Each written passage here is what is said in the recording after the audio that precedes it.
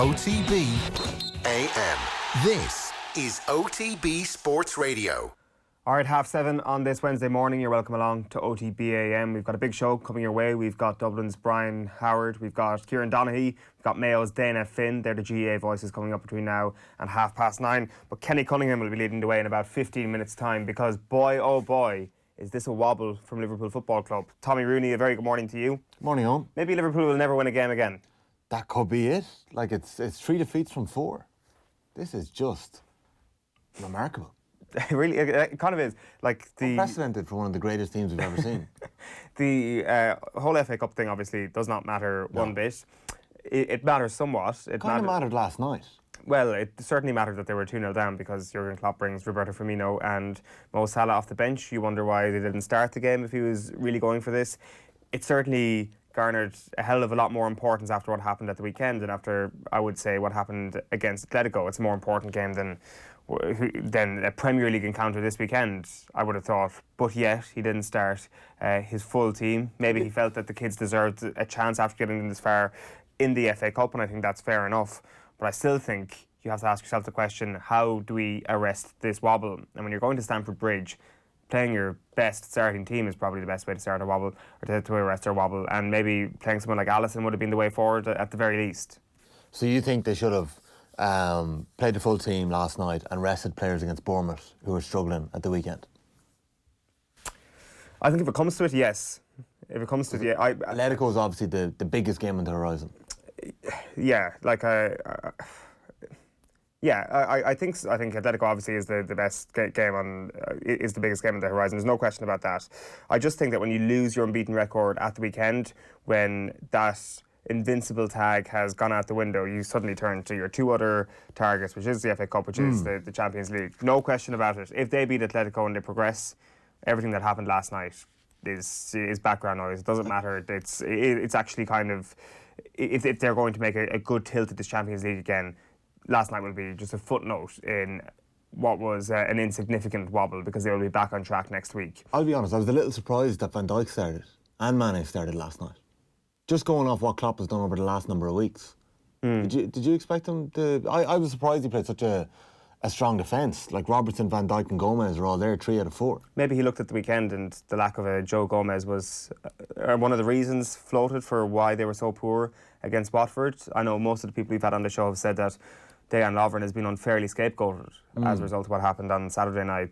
But maybe Jurgen Klopp actually saw some truth in that actually it was time to just bring Joe Gomez back in, solidify things in the centre of your defence, and going up against someone like Olivier Giroud, perhaps you won't have too many issues if you have Joe Gomez and Virgil van Dijk there, especially if Andy Robertson is one of the full-backs. In fairness, when you look at the back four, Williams as well, who comes in from Trent Alexander-Arnold, I couldn't really fault him last night. I know Chelsea tried to test him time and time again early on in the game, but I didn't think he had a bad evening whatsoever. So it's hard to actually pinpoint the individual failings of this Liverpool team, but yet they could have lost the game 4-0 and possibly should have lost the game 4-0 with those 2 sitters that Chelsea missed in the second half. So I missed the first half. I came off the training pitch last night and I saw a text from you saying we're leaving with Liverpool before I'd even checked the score. So I had no idea whether they were winning 5-0 or they were losing 2 or 3-0. But Chelsea missed a lot of sitters.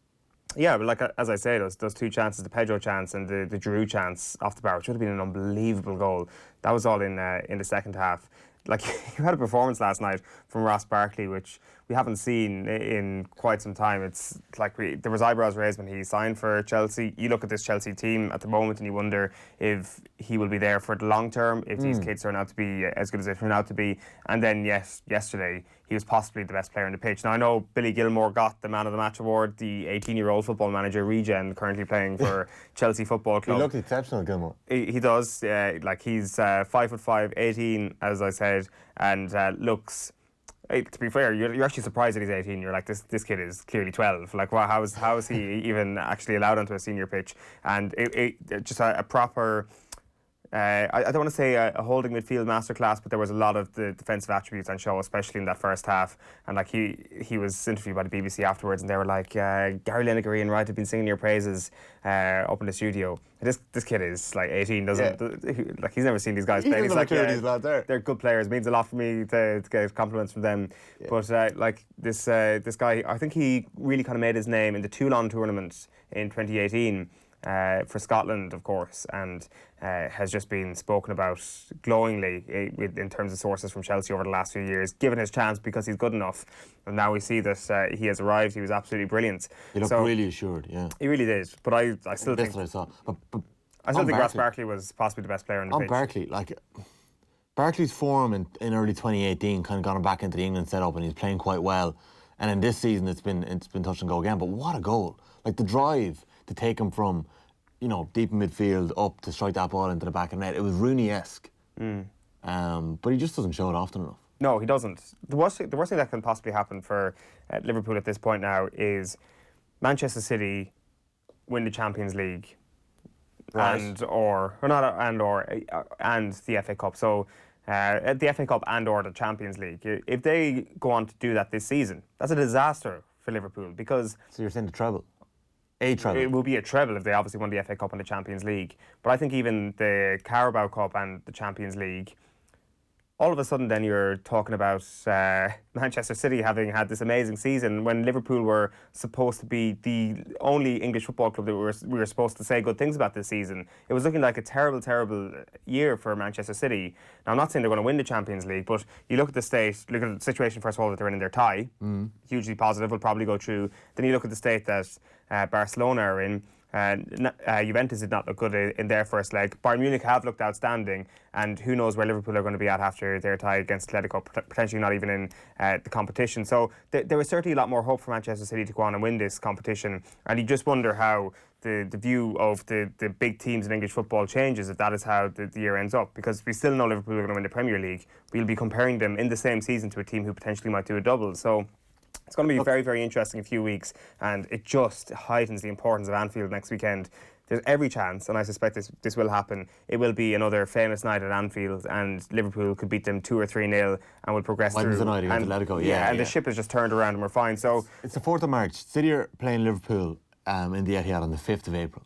So by then, we'll know whether or not your theory is about to hold any truth. Well, I don't think you could seriously make a case that Manchester City are the best team in English football after this Premier League season. I think Liverpool have proved that at the point. I just think it just skews the domination that Liverpool might have had over English football if Manchester City managed to add another title to their Carabao Cup crown at the weekend. So a huge, huge few weeks. What then happens if Atletico actually win next weekend? Is it more than a wobble at that point? Yeah, it has to be seriously deflating for Liverpool fans, because sure, the title is wrapped up, but what do they do for the next 2 months after that? They just celebrate the title, don't they? Really? They do. What else can you do? I know Liverpool fans are going to be good at celebrating the title once it's confirmed, but I just put up last night on my own Instagram feed that what a losing streak this is for Liverpool, and I had about eight of my pals who are Liverpool fans biting already.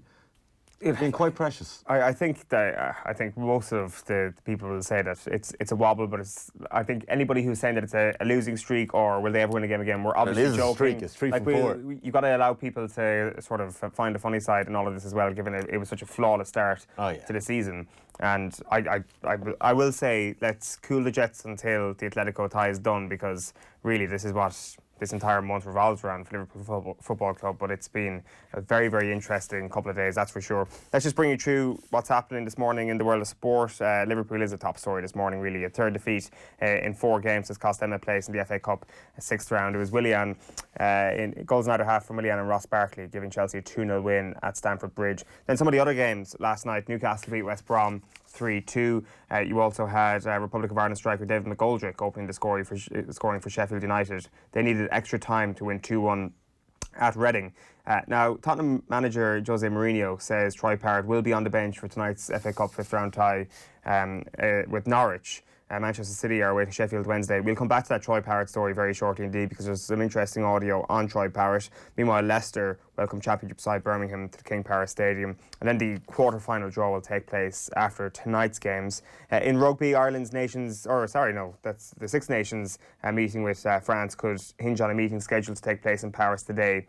Earlier this week, competition organisers said all remaining games would go ahead when time allows. So Saturday's clash of Ireland and Italy still the only game to be postponed. So we'll know basically this afternoon whether or not the France game goes ahead. Munster Under-20 final this evening as well in football. Kerry against Cork. In that one, 7:30 is throwing time there, and then a 7-race card at Clonmel this afternoon. First going to post at 2 p.m. Let's tell you what's coming up this morning on OTBAM. Sports pages coming your way momentarily. Kenny Cunningham at 10 to 8, chatting about last night's game at Stamford Bridge. Top 5 stories at 8:05. And then I went out to meet Brian Howard at Parnell Park yesterday. We'll bring you that interview at 8:20. Sports news at 8:35 with Tom Malone. Dayna Finn, the Mayo footballer and Ireland basketballer, will be joining us at 20 to 9 for a chat. And Kieran Donaghy will be up after 9 talking football. Rihanna Jarrett then has been in conversation with Sheahan. Bring you that piece at 9:20. Before all that, it is time for the back pages. OTB AM. We will start with the Irish Times this morning, and their headline is Barkley and Chelsea raise their game as Liverpool misfire again. Barney Ronay's piece reads, Lampard packs the flanks with speed and hustle to bring about another big wobble. Chelsea took their chances in wild and open game, and it paid off in spades. Then privileged one Parrott will be on bench again. As I say, we will bring you the audio of that very shortly indeed. He's a very young kid with a lot to learn, says Jose Mourinho, and says he is the privileged one to get opportunities like this because he will be on the bench tonight. And then Guardiola says City want more cup glory. They're up against Sheffield Wednesday tonight in the FA Cup. The Mirror back page leads with Adrian.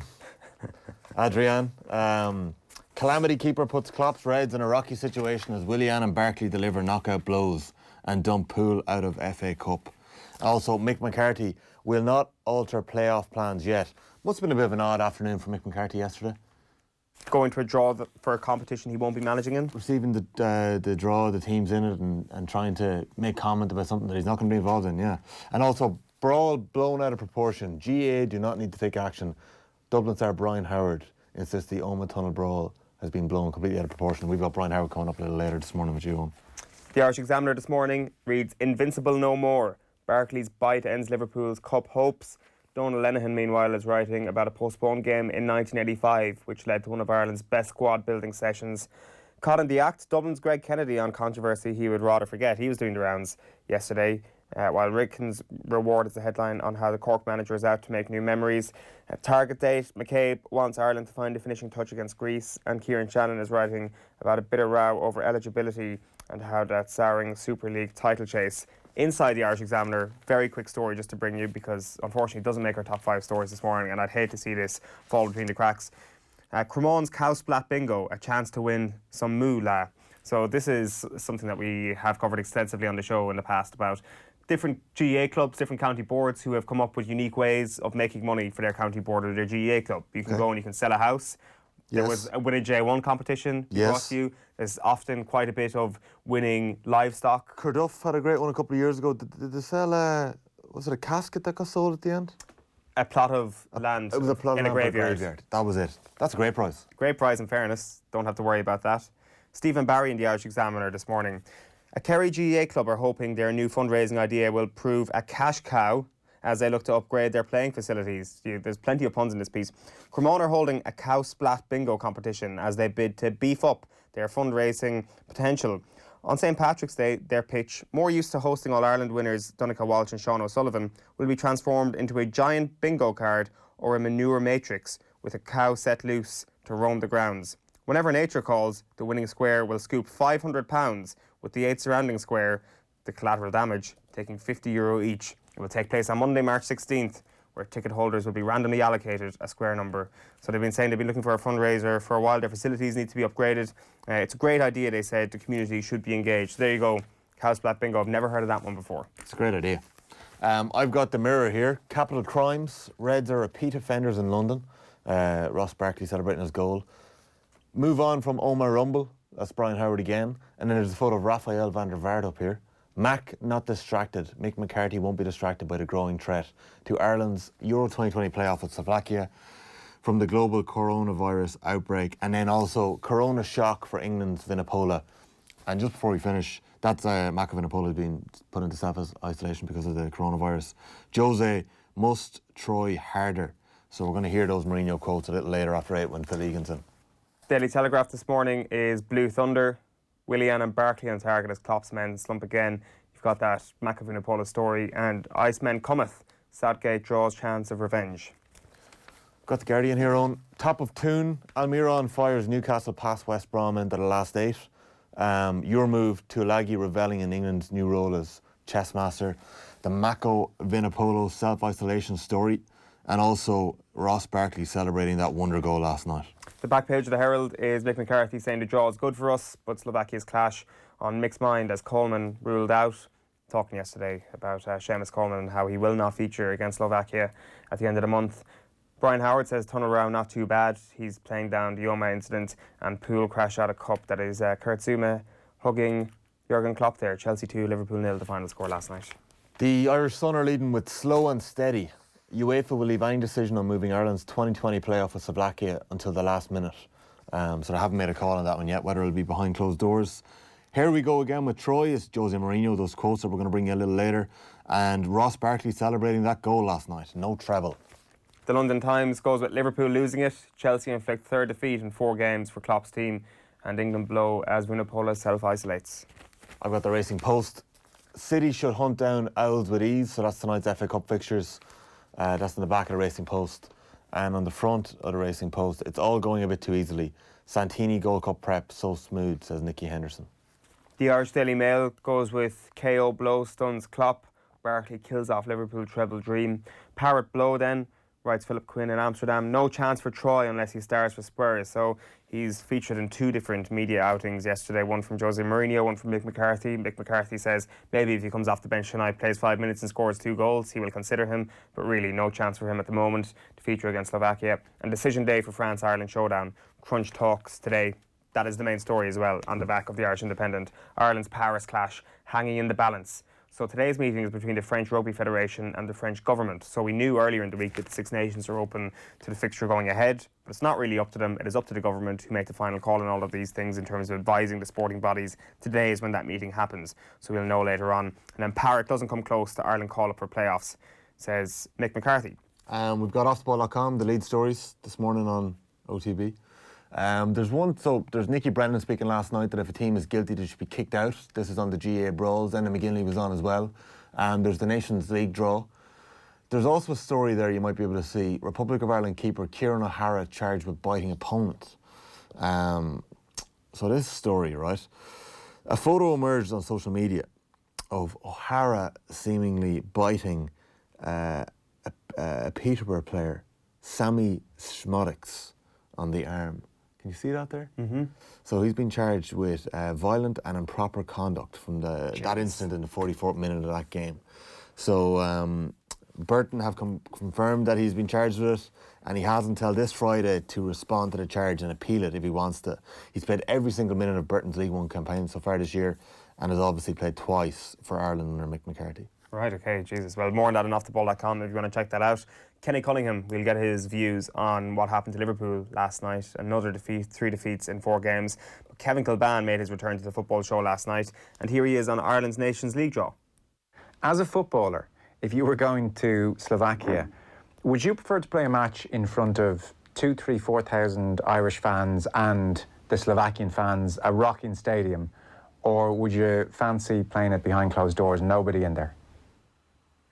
I think it would be a huge advantage for us if there was no crowd there. Absolutely would be. Yeah, I do think that. I think we'd all, even when I would have gone away to some of the hostile environments, you look back and you think they were great games to play in, but the home side does get a little bit of momentum from the home crowd's atmosphere that's been generated. So I do. I mean, when you've watched behind closed doors games, Joe, when you've seen them, there's been a number of them that have been played in European competition that we would have covered, I would have covered, and you've watched them, and they're kind of nothing games, the low key games. They're almost like practice games. That's how they turn out. But this is obviously a little bit different, and I think that would only help us if that were to be the case. If we would go there and we were to play behind closed doors, I think it'd help us. Yeah.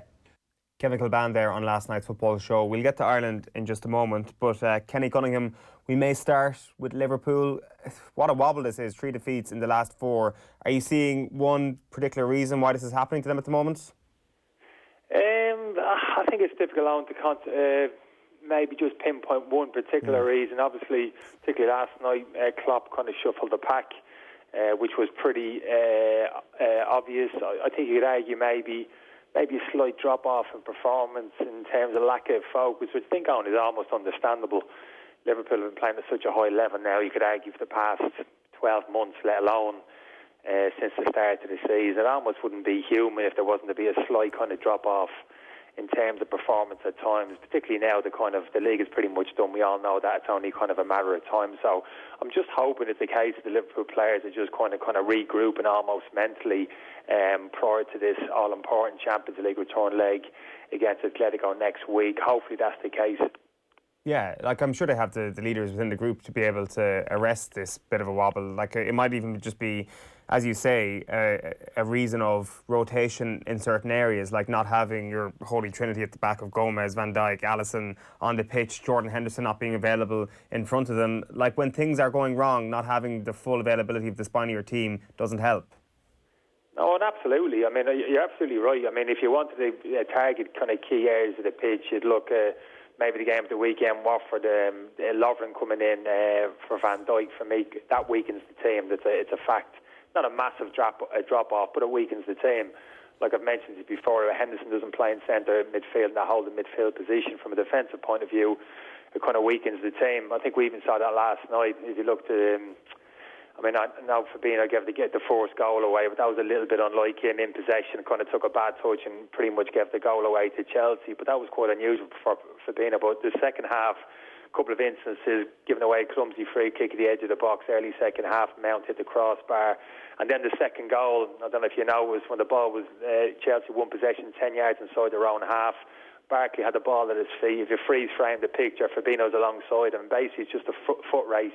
Barkley with the ball at his feet, Fabinho running alongside him. Who can actually get down the pitch quicker? And the answer was Barkley with the ball at his feet, because he hasn't got the speed. Fabinho, the athleticism of Jordan Henderson, couldn't get back goal side. That put Gomez in a difficult situation. 2v1 almost with Pedro on his outside. Couldn't go and confront Barkley. The ball's in the end of the net. And nobody's talking about Fabinho's kind of lack of mobility, lack of athleticism in the lead up to that goal. But you can see it clearly on the television. So if you're talking about those individuals, those small weaknesses and areas in the pitch without for me, their strongest 11, then it is actually visible. And you can see it. And I mean, I'd argue as well that kind of high Liverpool line, which had been evident all season. I think we've spoken about it a couple of times. Even actually the very start of the season, the first game against Norwich, it was interesting in terms of that high Liverpool defensive line, which is a great thing because it gets the team up the pitch and keeps everybody nice and compact. But the decision making sometimes, they went to hold the line and went to drop into the space. They don't always get that right. Didn't get it right at Watford at the weekend. The last goal started just getting played in behind Van Dijk and Lovren. And again, there was moments last night, especially second half, balls just getting played in behind, and Liverpool players just not sensing danger. So all those little things, small little things, hasn't hurt them dramatically. Clearly, all season they're going to be league winners, but things you have to be careful for, particularly Champions League knockout competition against the best in the world. Any kind of these small frailties invariably get exposed. So Liverpool just have to be very careful. 35 long passes from Chelsea last night. They clearly targeted the exact thing that you're talking about there, the sort of weakness that they might have if you get the ball behind that back line. Yeah, absolutely. I mean, it's an interesting one. I'd love to be a fly on the wall in the Liverpool dressing room training pitch when the Klopp or his coaches sit down with Liverpool defenders and they assess the performance, particularly that defensive line, and what they talk about. I mean, clearly they encouraged the team to get up the pitch and squeeze, as we've seen. That leaves a lot of grass in behind. That's no problem. But for me, it's the decision making once you squeeze the pitch and you hold your position. What happens after that? When do you keep your defensive line, and when do you drop? And too many times this season, I've seen the likes of Van Dijk, Gomez, and Lovren, whoever it was, stood facing up the pitch on almost like flat when they should be on the side, actually looking towards their own goal, almost anticipating that ball in behind. Sometimes you don't have to drop down. If you got an opposition player 2 yards offside, no need to drop in there. He's already in an offside position. You can hold your defensive line, and that's a cheap offside. But there's some good players out there who can time their runs in behind, and people can put good quality, can put the balls over the top. We saw the West Ham game the other week. The West Ham signing late in the game. Jared, the new signing, got played in behind Dijk late on, high defensive line. They got away with it. Alisson, great save, which he has done on a number of occasions. I think Liverpool need to get that right. I still think potentially it could cost them. That's what the likes of Van Dijk and Gomez in particular have. All the defenders have to take responsibility. Communication, good information, squeeze, drop. just the basic stuff on, it really does help. Checking your shoulder, taking pictures all the time, who's making runs, being aware of people around you. They're kind of good, sound defensive principles. But at times, Liverpool just get a little bit lax, thinking, well, we'll squeeze the pitch, we'll be fine. You know, we're good runners, we can all run, we'll get back if there's a danger. Well, the fact is you won't. It doesn't matter how quick you are. If the delivery of the ball over the top's good enough, the timing of the run is good enough into the space in behind, you won't get back. So Liverpool just have to be careful with that. For sure. Like, just to drill down a little bit further into that, like you mentioned that this was a talking point at the start of the season. It definitely was. It's a talking point now. So why in the middle do we have this extraordinary defensive run up until the winter break from Liverpool, where they're not conceding goals at all? Because I think at the start of the season they were conceding but winning. Then they got into a situation where they just weren't conceding after Christmas and at the start of this calendar year. So what's changed in the interim period?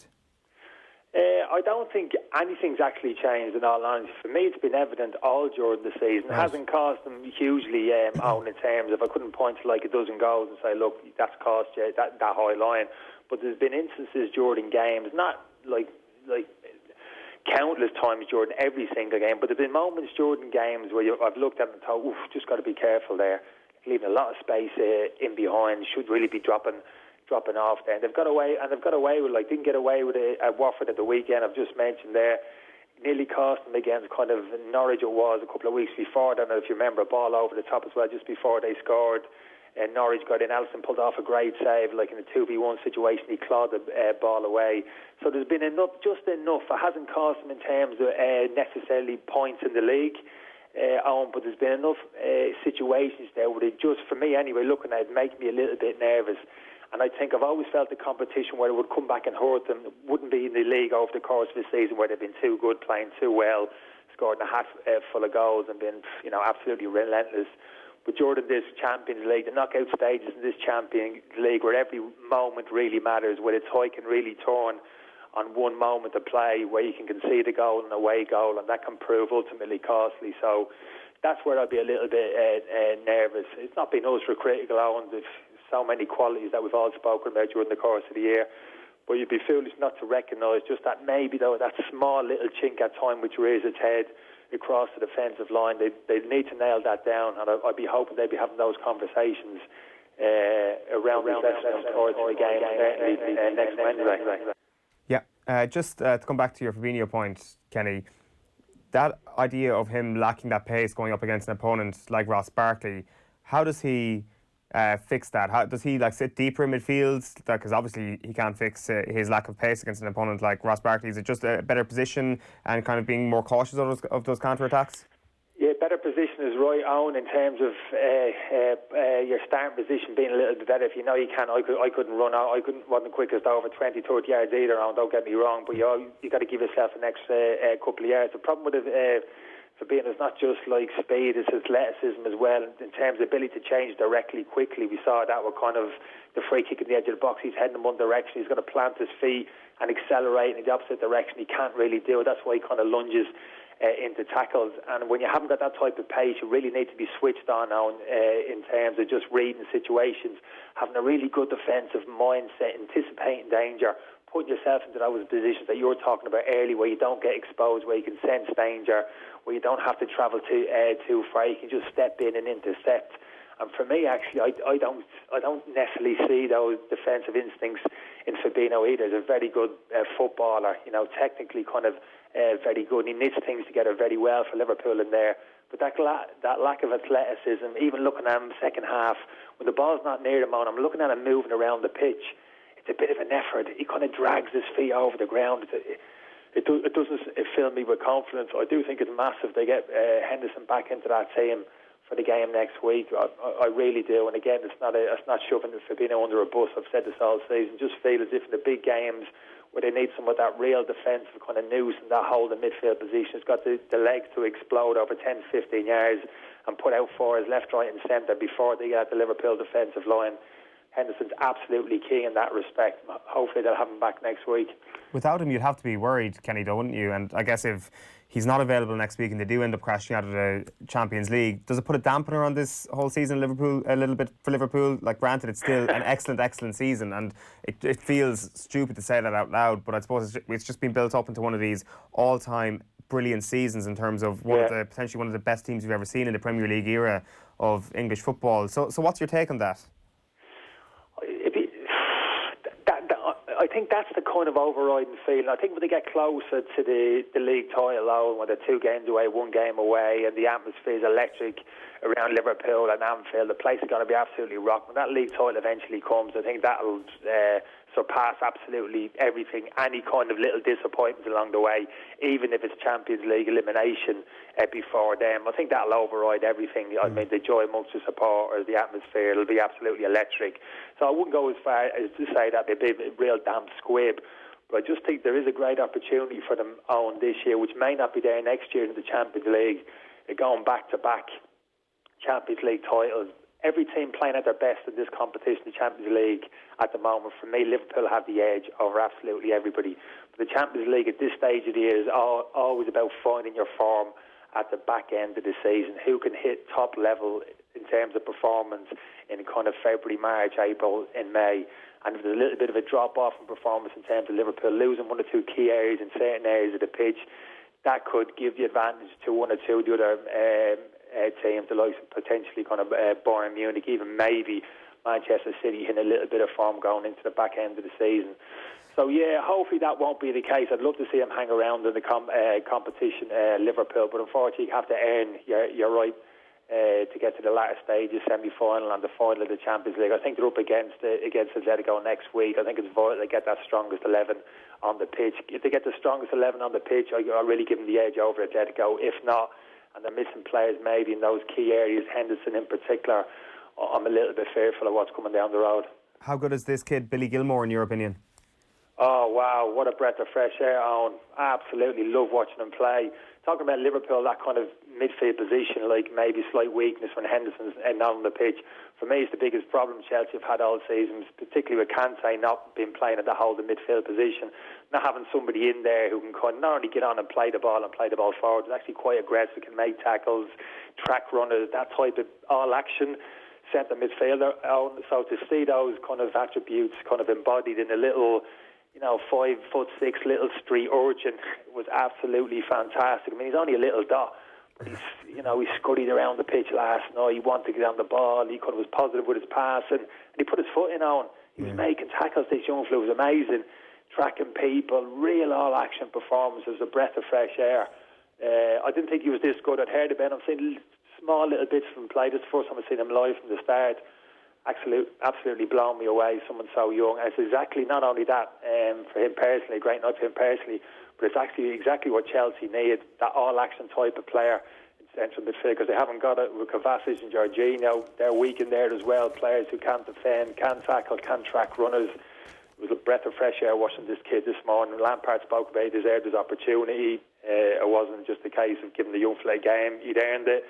Well, he certainly earned another place in the starting lineup for the weekend for me with that performance. It was amazing. Yeah, he was absolutely sensational.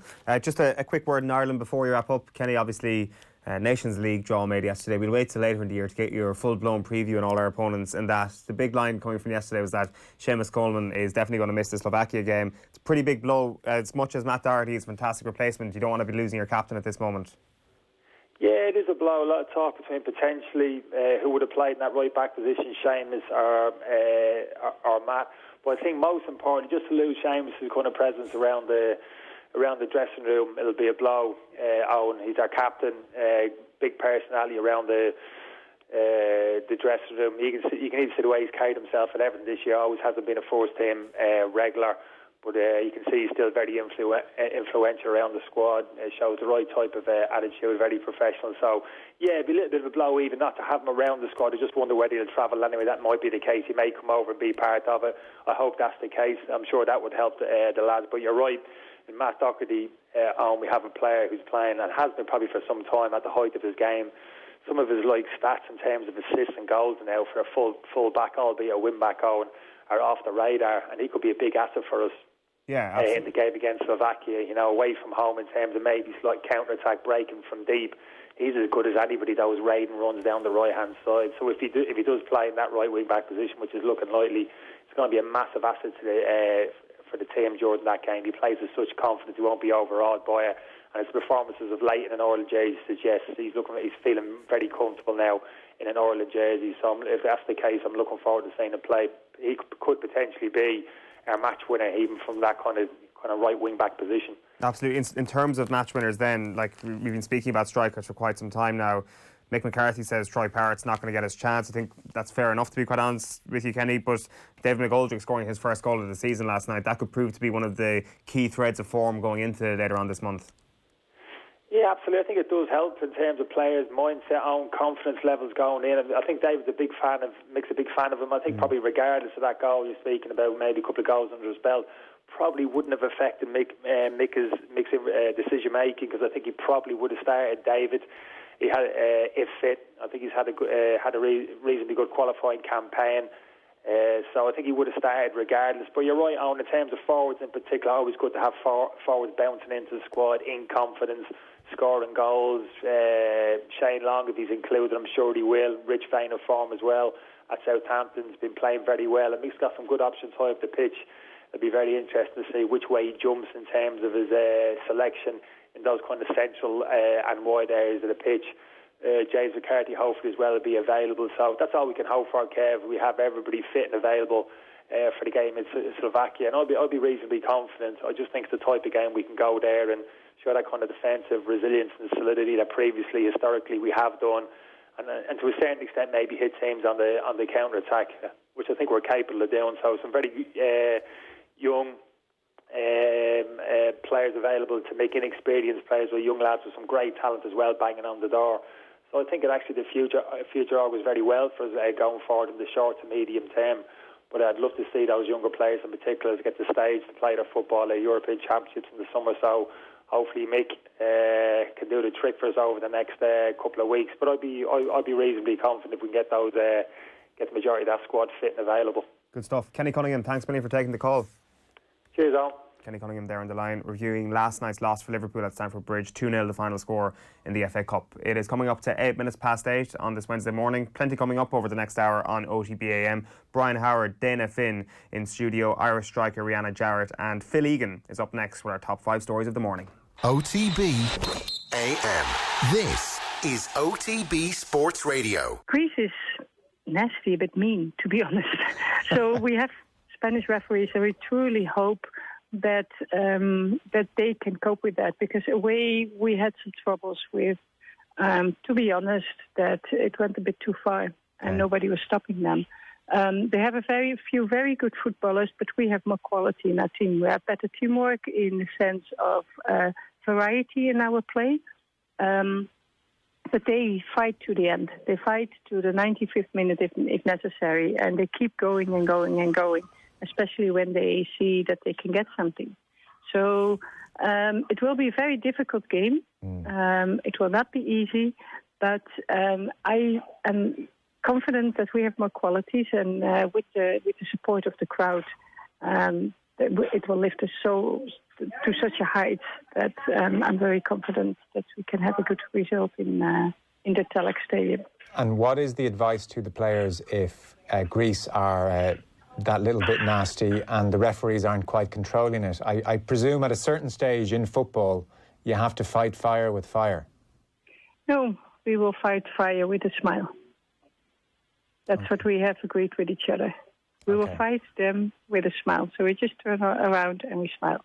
Right, Vera Pauw there in conversation with Joe last night ahead of Ireland's big European qualifier against Greece tomorrow night in Tallaght. Top 5 stories this morning. Liverpool lose, of course, going down 2-0 to Chelsea last night, the Nations League. We'll get into Ireland's group in just a moment. Jose Mourinho's been talking again about Troy Parrott, saying basically the same things again about Troy Parrott. Steve Bruce, an interesting press conference exchange after Newcastle's win last night in the FA Cup. And then Brian Howard, he's been speaking to me over the last 24 hours. We'll start with Liverpool. Phil Egan is with us in studio. On a scale of 1 to 10, how big of a wobble is this? I think 10 being crisis. No, let's put it down around 4 or 5. Let's put a bit of context in it. That knocked out of the cup last night, a competition Jurgen Klopp has never really prioritised. This is the furthest they've ever got under him. Mm-hmm.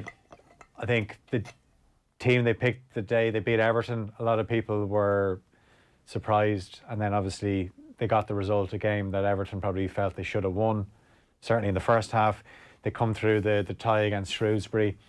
So I didn't expect Liverpool to win. Now, saying that, when I saw the team and I saw Mane and Van Dijk in, I thought, yeah, Liverpool have a much better chance and they could actually win this, because Chelsea have their moments, but one thing they don't seem to be good at is that team at the moment lacks a bit of character. But when they got the goal up, then they were comfortable. We saw the graphic on the TV that they've only lost once this season when they've scored the first goal, and that was away at Man City.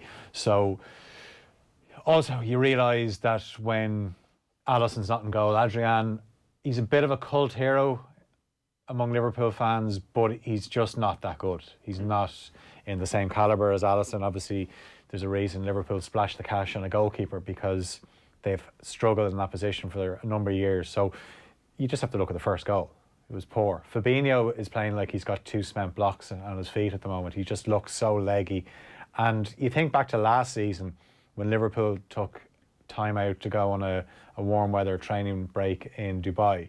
They came back and they drew a couple of games. They drew with Leicester, they drew at West Ham. Games that they went ahead in, but they couldn't hold the lead. When was that? So this was it around the same time? It was a little bit beforehand, because this is before they drew those games against Manchester United and Everton, which ultimately then handed the initiative back to Manchester City, and they didn't falter on the way in. Liverpool are in that position of there was no way they were going to keep winning. But the beauty of it is they've got all those wins under the belt that they've buried City. City had a lot of games this season where they could have won, but the pressure of knowing that they had to win because Liverpool had the foot down and City couldn't get over the line. So Liverpool have given themselves such a cushion. They say, we know they have to win 4 more games. I don't even think they're going to have to win 4. Now, they'll win more than 4, but even this weekend they have Bournemouth, which is probably the nicest game they could have got, one of the nicest games, home to Bournemouth, a team that they can play a low block if they want, but they're just not as good at doing that as, say, the likes of Atletico Madrid or Watford. They'll cause Liverpool a few moments of panic, I'm sure, but it's a game that Liverpool will win. Then they're down to maybe needing 3 wins. See how the Manchester Derby goes this weekend as well. It mightn't even need the 3 after the Bournemouth game. And it all sets it up then for next Wednesday against Atletico. I don't think anybody's concerned about the Premier League. No, absolutely not. Like they can... And even, I can understand people thinking if Liverpool lose a few more games between now and the end of the season in the league, which I think they will. They've got some tricky games that it could be a bit anticlimactic. But Liverpool at the start of the season, the aim was to win the Premier League. They're going to win the Premier League. Remember last season, people were telling them to get knocked out of all these competitions, to focus on the Premier League. And they went and they won the Champions League, which was the backup to not winning the Premier League. And let us also not forget that if we go back to October last year, we were saying to ourselves, why are they even playing their full-strength team in the Champions League? Okay, maybe it wasn't that strong, but at least we were saying, you know, they've got a good start in the Premier League. First 2 months have gone pretty well for Liverpool. Still unbeaten. This is a real opportunity for them to right the wrongs of last season. So forget about the Champions League. Go out and focus on this, and you might pip Manchester City by 2 or 3 points come May. So, like, we've got to realise how the context has changed entirely. And I think we just need to check ourselves when we are talking about this Liverpool team. I think in the context of where we were during the winter break, I think it will be a little bit underwhelming if they go out to Atletico next week. But in the context of last October, it is not underwhelming whatsoever, because Liverpool are going on to win the Premier League. Yeah. This thing that has been the thorn in their side for 3 decades. Exactly. And I wonder as well with the timeout, okay, they didn't obviously have they didn't have a training break, they had a winter break, and it just looks like the players have something that Jurgen Klopp often talks about is the rhythm, and they don't have a rhythm at the moment. And what's interesting as well is opposition teams are now starting, I don't know how it's taken them so long, but they're starting to realise just close down the 2 fullbacks. They're 2 most creative players. Now it's up for Liverpool to, if their fullbacks are being thwarted, then you got to go and create somewhere else. So it's up to Liverpool and it's up to Jurgen Klopp to find a way of doing that. Roberto Firmino would be the ideal situation, or the ideal scenario for him is to start creating more. Does he then have to drop a bit deeper? He could do, and maybe a change of formation. And I think what will be interesting to see what kind of midfield he goes with. James Milner came on last night. You'd imagine he starts at the weekend. When Alden was left out, he starts. What does he do? Does he put Fabinho back in and think you need more game time because you don't look sharp? Not only did he look leggy, but he gave the ball away for the first goal, and he gave the ball away a few times and committed a few fouls. He wasn't good against Watford either. And this takes time. This is why when Lovren came in against Watford, he looked like a player who hadn't played in a few weeks, which he hadn't. So this isn't necessarily a bad thing. Get the minor blip out of the way. If Liverpool go and beat Atletico, things will look so much rosier. They'll, as I said, I fancy them to beat Bournemouth. Then they're in a position where they're in the quarterfinals of the Champions League, and all of a sudden people are talking to them about being favourites to win the competition again. But it just showed that as good as they are, some of the backup players just aren't what is required. And again, this isn't a bad thing, because this might say to Jurgen Klopp that you didn't really buy any players last summer. You're going to have to invest a bit in your squad this summer. You're going to, maybe it's a lot of talk about Timo Werner. Maybe it's time you go and sign someone like Timo Werner, and you can tweak formations. You can have Firmino and Werner in a team. You can have Salah and Mane. Also, what was notable last night as well, because you don't have the front three playing, the pressing isn't as precise. And good point, yeah. Chelsea were given so much space. Like the Ross Barkley goal epitomised just how awful Liverpool were last night. They press as a unit as well. It's not just their individual talents. And if you press as an individual, then the opposition will just pass the ball around you. Whereas what happened was, like, Minamino is not up to the pressing game yet. Not yet. Not a chance. No, and actually I thought in the first half he looked sharper in terms of with the ball. Whereas the last few games he's played, his touch has been a bit off, which, you know, isn't something you'd associate him, because technically he's a very good player. But yeah, I wouldn't be too concerned. But I think Bournemouth's a nice game. They win that and it sets it all up for next Wednesday. And I just have a feeling, and I felt that after the first leg as well, I think Liverpool will turn it around against Atletico. Voice of reason, Phil Egan strikes again. We will move on to Nations League. Phil, just before we let you go, it's the second of our top 5 stories this morning. Wales, Finland, Bulgaria. Will we get relegated again but not get relegated? Who knows? But it's an ideal scenario for Stephen Kenny, because Mick McCarthy would have loved to have had a Nations League to try things out before the qualifying campaign. But unfortunately for Mick, his first game was a qualifier. Whereas this gives Stephen Kenny a chance to bed in some new players and tweak things with some of the senior players, because he's going to have to basically get them to buy into the way he wants to play. And I'm sure they will. But you think of, say, Stephen Kenny was in charge of the Slovakia game. There isn't much more he could do with this group of players than Mick is going to do in a couple of weeks.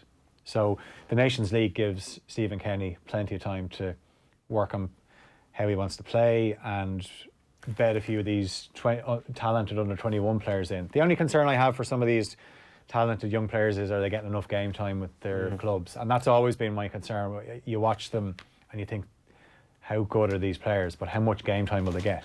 A word of warning about Seamus Coleman from John Fallon's piece in Amsterdam yesterday. It says, Matt Doherty of Wolves is favoured to deputise for the semi-final playoff against Slovakia in Bratislava on March 26th, and the final 5 days later against either Northern Ireland or Bosnia should Ireland progress. But McCarthy also spoke in glowing terms of Cyrus Christie after watching him in action for Fulham last Saturday.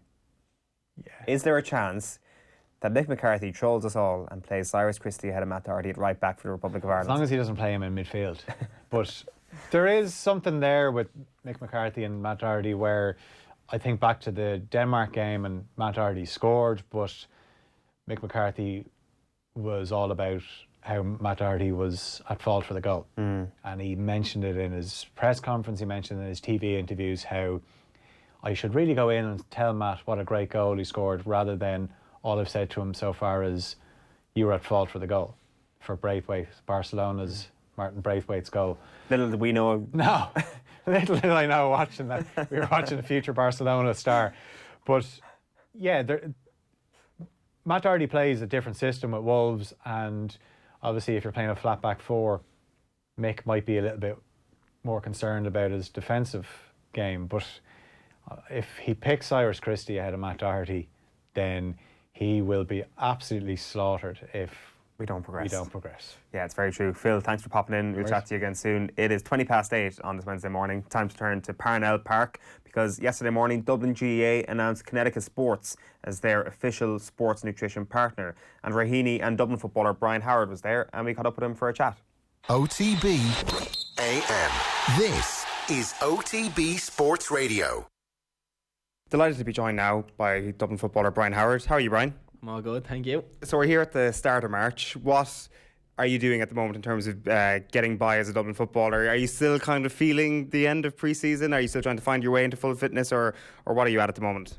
Yeah, trying to find my way back into good shape, and I know we haven't been back that long, so there's still a long way to go physically for me. So hopefully I'm going the right direction. It's a good complaint to have that in March you're still finding your way into full fitness, because you got to enjoy that off season, don't you? What did you get up to celebrate the 5 in a row? There's a few special occasions, but no, it's just time to have a bit of time off, spend time with your family and friends, and that you mightn't have seen for a long time throughout the season. But no, you have a bit of time to enjoy yourselves and go off on holidays and stuff like that. So it was well needed. But now we had to come back fairly fast after Christmas and get back into it. Were those sessions the classic horrible pre-season sessions, or were you doing a bit on the side before that just to lessen the blow a small bit?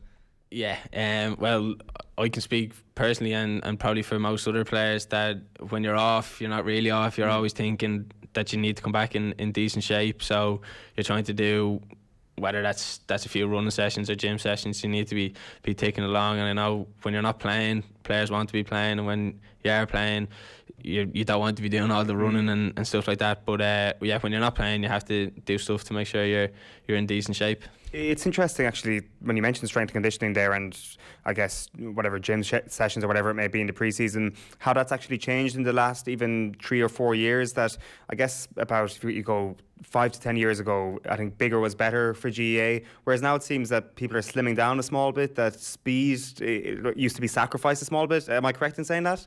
Yeah, well, I don't know, to be honest. Don't know what the answer is. But for you personally? For me personally, there's different positions. You need your fast lads, you need your strong lads, you need a lot of versatility in the team. But for me, I sort of just have gone with the flow, sort of tried to get a bit bigger physically, and then obviously not neglecting the speed or other aspects of the game. So you try to get a nice balance of a bit of everything. When you step into intercounty football, do you look around at your opposition players and your teammates and say, right, okay, I need to put on a bit more bulk and get with them? Because it never seemed for you that was ever an issue. With some young players who come in, you kind of say to yourself, right, a couple of years and they'll have their man strength. For you, it seemed like you had that before coming in with Dublin? Yeah, so from under 21s, I probably wasn't that big. I might have maybe had a broad build or something, but when you go into something like a Dublin setup or a senior intercounty, whatever team it is, that there is that bit of onus on you to make sure that you are physically right, so that if that's put on a few kg or get stronger in the gym or get quicker or faster, whatever it may be, but obviously you're going to have to alter some things when you make that step up from juvenile to under 21s and up into senior. We were chatting to you about 12 months ago, and I asked you what your best position was. You hadn't pinned down a position then at that point, which in a very positive way I think that was. Have you pinned down a position yet at this point as to which one your favourite position is? No, I know I just love playing. That's the main thing for me, whether that's anywhere on the pitch. I just want to be out there kicking the ball around. So if that's corner forward or corner back, it doesn't make any difference to me really. But I know where the game's going now, you have to be adaptable and fluid regardless of what position you are, that things change, black card coming in, stuff like that you have to be adaptable. There's been a lot of talk about who is the long-term partner of Brian Fenton in Dublin's midfield. Is that something that interests you? Yeah, having the opportunity to play alongside Brian, in the past I have got the opportunity to, and it is an honour.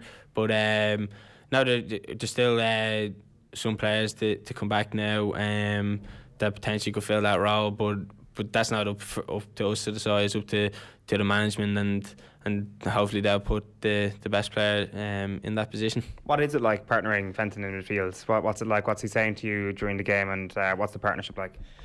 Yeah, there's always a few sly digs, but now it is. It doesn't feel like you're playing really. It just looks like you're playing down St Anne's Park alongside him. That there is that bit of chemistry is in. That's not just all serious. There is that bit of crack, and he's been a huge influence for me growing up, coming into the team. He helped me a lot, so I have a lot of respect for him, and I owe him a lot. But when we're on the pitch, yeah, we have a job to do, but is that fun aspect is certainly there. Yeah, that seems to be something that this Dublin team have got off to a tee at this moment, that when on the pitch there's an edge, there's an aggression which every top team needs to have, but then there's also kind of an appreciation for where you're at as a team and a smile on your face at certain moments, enjoying the off-season as we've already spoken about. Yeah, all of us in the dressing room, we're privileged to get the opportunity to represent Dublin and put on the jersey, and it's not something that happens every day. So anytime you do get the opportunity, and you want to treasure it, and you don't want to let anyone down. So when we go onto the pitch, that's our first priority, is to make sure that we're doing best for obviously the county in general. So the fun aspect's certainly there, but we do have other underlying goals and stuff we want to achieve as well. What's Brian Fenton's biggest weakness? Terrible sense of style. I don't know, like the chap. He's sort of a role model for a lot of people in terms of on the pitch. People are trying to see where his weaknesses are, but I haven't found them yet. On the pitch, I certainly have a few weaknesses off the pitch, but now on the pitch, him that. Yeah, I would, yeah. But now on the pitch, he's a brilliant player, and he's one of the top players around. But everybody has their weaknesses. Some have stronger A games than B games. So no, I can't really answer. I don't really know because I don't pay too much attention to him. Right, so let's talk about this style issue off the pitch. How bad is it, and what can you do to address this problem? I might give him a few tips. I try not to, but now he wouldn't be the most stylish player. So hopefully a few words of wisdom won't go straight from him. And is there a particular garment we're talking about here that he tends to look back on? No, just his overall style wouldn't be the best. So whether that's gym gear or suits, like, he wouldn't really scrub up too well. But he'd kill me for saying that. But I know he does have a few nice outfits now, I must say. There does seem to be a couple of fashionistas in the team, like Michael Darmacaulay. Is McManaman into his fashion as well? Yeah, everybody has their own different styles and let everyone off, but some are more into their style than others. Let's just say that, yeah. Yeah, well, did I see, was it last year, the year before, after the Leinster final, we were all given basically a uniform to go out into the Coppers for the night, kind of like, did you see the Manchester City thing last week when they were all... It actually reminded me of the Dubs, I think it was the 2018 Leinster final, so that's probably better for someone like Brian to actually have the sort of uniform for going out. Yeah, somebody with a bit of taste can actually tell them what to wear. I was chatting to you before you went on air there, and you're looking fresh for a man who played in that game in Omagh at the weekend. What was that like? What was the atmosphere like and the intensity of the game? Given the circumstances, it was the atmosphere was actually quite good. Considering there probably wasn't that many people there with the weather, but no, on the pitch it was a great game. Both first and second half, it was a clean, competitive game, and unfortunately we came out the wrong end of it. But no, it was a great game, enjoyable game, even though people probably wouldn't say that because of the conditions. But no, it was a good challenge for us to test ourselves, and Tyrone as well. They say the exact same thing. Test different aspects of your game, your basic handling, your basic foot pass and kick pass, and so stuff like that was extremely tested, and you could really get a reflection of where you are at individually and collectively as a team on the basics. Did you know that the game was going ahead all day? Because it seemed there was a lot of confusion even during the afternoon about whether or not this thing would go ahead. Yeah, we knew it was going ahead, and we didn't have any doubts in our head. Obviously, going up on the bus when you're seeing the weather, obviously you're going to have question marks, but no, we knew very early on that it was going ahead, and then we were in the right mindset going into the game that wasn't going to be a pleasant game, but you had to obviously try to dig out a win from somewhere. Yeah, it's never a pleasant game when you're up against Tyrone as well. They tend to make it very hard for the opposition. Like, we obviously saw what happened at half-time inside in the tunnel. Do you know what sparked that or what happened down there? No, so if you were watching the game, I actually sprinted off first. So I was sitting down in the dressing room.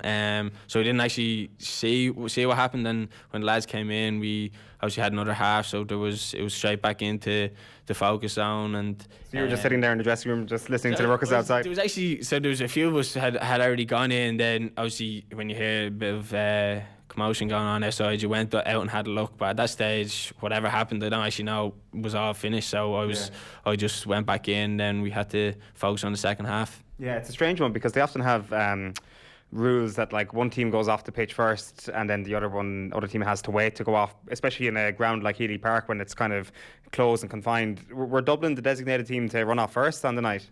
No, and I haven't been aware of any rules of what team goes off first, but no, and nothing like that. I know in my experience of playing, nothing like that has happened. So it's a very rare thing, and it was just whatever happened. It was just sort of just two teams two very competitive teams that have a bit of history, obviously. In the final in 18 and competitive games up and all year, and we've seen to always be playing them in Super 8s and stuff like that. But no, it's just two competitive teams that we both love. Speaking from Dublin's perspective, we love playing Tyrone because they bring a different challenge, both physically and mentally. That you have to be in the right headspace. Was there much needle during the game? Was there like any verbal jibes or anything like that? No, and it was a clean game. A few yellow cards, but that was probably more down to sloppy tackling with the conditions. But no, there was no off the ball stuff, and it was a clean game from both teams. Yeah, absolutely. The Dean Rock effort is something that's gone viral, I think it's fair to say, going for a point and then it goes out over the sideline. Like, were you chatting to him after the game? Was there any of your, I'm trying to think, was there any of your kick passes or anything that you're like, oh, I can't do anything about this? Yeah, there was a few kick passes that were just well off, and he would have been off on any day, even in the sunshine and summer. But now Dean, I remember watching that from behind them, that any other day it would have been over the black spot, but when it goes out for a sideline, then you sort of have to be like, was it a bad effort? But now the conditions, the wind completely took it. But now we can't make any excuses for that because it was the same for both teams, so we had to adapt, but they just adapted better. Yeah, like, it's interesting as well when we think about everything that happened at half time, and we talk about these rivalries that perhaps spill over a little bit from time to time. We were kind of chatting about it on the show the other day. Your own clubmate Kieran Whelan had, like, obviously a cup of tea thrown at him a few years back against Meath. So, some crazy things happen when you're in the heat of battle in this rivalry. Was that as heated a situation as you've ever seen? Granted, you only peeked your head out the door, but have you ever been involved in any situations like that? No, because all the games I've been involved in been clean games, and there's nothing that is over the top, nothing too serious. But no, I think from what I've heard, it was just more just like pushing and a bit of shoving. But obviously it doesn't look great for either team or the sport in general. So but it is a rare event. So no, that's all I can say about that, because I don't actually, it's no point me saying because I actually wasn't there. How is Dessie Farrell getting on? Yeah, it's brilliant having him in this year. I got the opportunity to play under him. I know a lot of the other lads, so he's not a new face or a stranger to any of us. So and his backroom team. So having him there with his credentials in the past, having been so successful as a player and as a manager, it's brilliant to have his experience in the dressing room. How close was your relationship before he became senior manager? Yeah, it was good. I know when I went in after he was a big influence for me going into the senior team, because he was the one that got me confident, and when I was meeting him one-to-one, he was giving me what I needed to hear to push me on, and thankfully that year we won the All-Ireland, so he was doing everything right, and then he pushed me on to go in the right direction into senior, and I'm grateful for that. Yeah, those one-to-one conversations that Dessie has been famed for doing down through the years, especially with underage players, sound so interesting. For you, what personally did he say to you that gave you that element of confidence that you speak about there? I couldn't put my finger on one thing, but to hear the stuff that you're good at and hearing from a different person is huge, and that's in sports and off sports, that everybody's good at in their own way in different things, and hearing someone else notice that and telling you that is huge. So that just gave me, when you sat me down, gave me that bit of confidence, and hearing it from someone else really pushed me on, and I might have been low in confidence or not performing well, and I had the chat, and then the next few games it really helped me, and I was confident going forward. It's amazing, isn't it? Because we can sometimes get so bogged down in the negatives, and you're not doing that right, and to get better we need to focus on those negatives, where actually sometimes the improvement may come from saying you're really good at high fielding or whatever it may be, and all of a sudden you have a bit more confidence to leap and make that next catch and show your high fielding. Like, I think the positivity and pushing home the positive attributes is something that helps every young player. Yeah, because everybody has their strong points and obviously their weaker points. So I know for me, I do get bogged down on the weaker points because they're the ones that you need to improve on. But it's just as important to develop the stronger skills of your game, because they're the things that have got you there in the first place. And then if you can develop the stronger with the weaker, that's going to be a huge benefit for you going forward. Well, listen, Brian, it's been a pleasure chatting to you. Best of luck for the rest of the league. Hopefully you won't have to play in too many conditions like Healy Park on Saturday. Perfect. Thanks a million.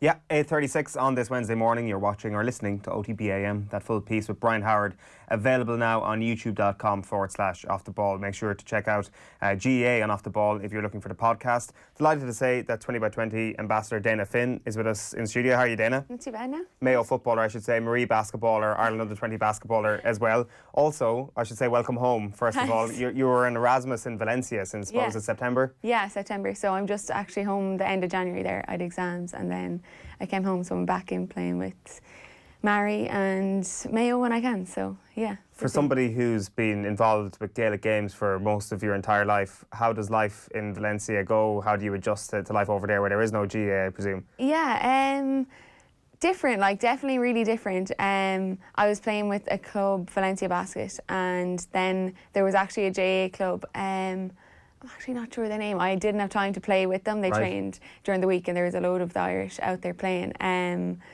But yeah, definitely different. Like the basketball, they kind of a different style of playing, which was really good to experience. But I kind of wish I did a bit of football out there just as a fun, but they trained the same night as me, so it was a bit of a clash. How do you mean that there's a different style in basketball? I suppose like the team I was playing with was more guard orientated. Like we normally have say four bigs at home, always using them, but it was more, we still play guard to guard like all the time, but more handoffs. I suppose it was more guard orientated, and the style of coaching. I suppose it's good to experience different coaches. I've had so many coaches down the years, and then obviously playing through Spanish was difficult enough, but good as well. Like definitely helped my Spanish. When you're saying you're playing four bigs in basketball, is that for Marie? Is that for Ireland under 20s, or is it everyone? Yeah, everyone really. I know as a guard or a point guard, you always like to work with a big. For they're screening you to get to the basket, or like they're always good to work with. So yeah, mainly on every team you have four bigs and the rest are guards. Yeah. So that's the Irish style of play right now. Yeah, I suppose. Yeah, there's no necessarily style, but each team is different, obviously. But it's just good to different. I was experiencing like a different style of basketball, I suppose. Yeah. So I was watching the Houston Rockets at the weekend. They're the exact opposite of that. They're playing with five small guys, maybe four small, one big guy on the court. Yeah, I suppose. Yeah. So you're the anti-Houston Rockets. Yeah. I suppose it depends on what team you have as well. Like they're unreal. They can work with that. Like sure. But then again, I suppose at the big stage, internationally, like we definitely need a big like inside. Before we get into Mayo, we may as well talk about this Irish basketball team, because it's an unbelievably exciting time for your under-20s team. For anybody who doesn't know, won bronze in the European Championships last year, but it means promotion to the under-20 Championships this year into the A competition. So talk to us about that and that evolution of this team. So I suppose at under-18 age, we played in the B European Championships in Dublin, and we got silver, so we got promoted. So this is our second time getting promoted. So we won a game, we bet Sweden then in A, That was in Italy. Okay. And that was massive. We bet Sweden by a point. It was the only game we won, but like such an achievement for playing an A for the first time. And then last year, the team from Dublin came back again together, and we went to Kosovo, and we were playing we got relegated then, and we were playing the B Championship again. So we won bronze, and now we're up again. So A was a huge experience. Like, the level of basketball is definitely a big step up. But I'm excited to get going again this summer and see what it takes us. Who are the continental leaders at the moment? In A, Belgium, Spain, Belgium, Spain, Lithuania. A lot of those teams will be high up there. So you would have been experiencing some of the A-level basketball in Spain, or like there was a professional team in my club and all that, and they're playing at really high levels. Like, Spain are one of the best. So we'll see. It's definitely a big challenge, but we'll see how it goes. It's fantastic, because it's something that we've been speaking about in the last couple of weeks when we were talking about funding for our sporting organisations and how, unfortunately, Basketball Ireland during their tough times had to cut funding for national teams. But it seems that there's a bit of a golden generation developing here at the moment. Yeah, so I suppose I've been playing since I was underage to under 16s, and from personal point of view, like, my parents say have funded since then. It's definitely on the rise, especially with the 2020 campaign and women in sport. They're definitely promoting and giving more coverage to women. So I hope we eventually get the funding we need, because some people are unfortunate. They could be the best player in the country and just can't afford to play for their country. So that's just a bit of one of the biggest downfalls. But hopefully, there was a lot of coverage about it lately, but hopefully we get the funding we need eventually. So it's still self-funded at this level, right? Yeah, okay. At the moment it is, So we'll fund this summer. I'd say if next year maybe things will be different, but for this summer, And it's Hungary this summer? Hungary, yeah. And then we're going to France in June. Hopefully we have a tournament. Okay. Yeah. And that's an under-20s tournament as well? Yeah. All right, very good. Yeah. In terms of your club basketball then, it was a disappointing weekend last week. Yeah. So what happens here for people who haven't been following it? It was Mary were in with a shout of winning the Super League, and then it was basically a take-all encounter against DC Mercy last Sunday. So basically we played DCU during the year before I came home, and we bet them by a point at home, and we lost them in the first round of the Cup. We had them in the first round of the Cup and we lost to them. So then this time round, basically we beat Colester last week in extra time, and we DCU last weekend, and DCU haven't lost a game. Well, they lost to us. That was the only game they lost. So it was a top of the table clash, and if we bet DCU, we would have been playing. So they were there to play Glanmire this Sunday.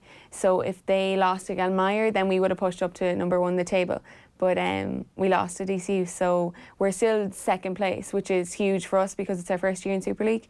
But if Glanmire beat them, Glanmire passed us out. So I suppose we'll see how it goes, but we're definitely so happy with our achievement this season. It's interesting looking across the other side of the court last Sunday, I'd imagine. You see someone like Mark Ingle coaching DCU Mercy, and the link that he has been between basketball and GEA, for example, because Jim Gavin brought him in to coach basketball skills to Dublin team. Had anyone on board yet. I know the Mayo seniors have, I think it's Terry Kennedy on board just this year. So, and maybe before that they've been doing sessions every month, but I'm not sure. But there's definitely a link. And it would be good to get a session a month in with a coach like Mark Ingalls is with the Dublin seniors, I think. Brilliant coach, so definitely links between it, like your spacing on the court, your reaction times, like your reaction times in the game in football and basketball are really linked. Like, I know Kieran Donaghy talked about, I was watching the Sunday game a while back, and he talked about, there was a clip of Dublin and the ball was kicked into the half forwards, and there was a loop, and then he went back door, and that's such a play in basketball where you go back door and you get an easy layup. But they're definitely becoming way more linked, and a lot of people are becoming to see the benefits of it. Yeah, that's the classic Paul Mannion in the corner move where Conor Fallon kind of loops around him. Yeah. So I remember watching that and I was like, that's so true. Yeah, very linked. Do you see much of that within other teams, or are Dublin kind of the real market leader at the moment? Yeah, I think when I seen that was probably the first time I kind of had noticed it. When Kieran pointed it out, but Yeah, I think Dublin are a step ahead, but definitely other teams are like becoming to do. I just haven't spotted, I suppose, yet. In terms of Marie, then you say that obviously it's your first year in the Super League. How is basketball going in the West? Because I know, like, obviously both of your parents would have played for Mayo, for example. I'm not sure that the stories come down as well from the golden era of basketball in Ballina as well, for example. Yeah. So Liam McHale has actually got inducted into the Hall of Fame there last year. So yeah, definitely in the West now. I'm not sure. I think Ballina have like a men's team. But I actually don't, and he could be, his brother is coaching that, I think. But yeah, like there's a lot of underage in Ketchmaw in my town. A lot of underage. We wouldn't have an under 18 team. It would be under 14, under 12, under 16 kind of thing.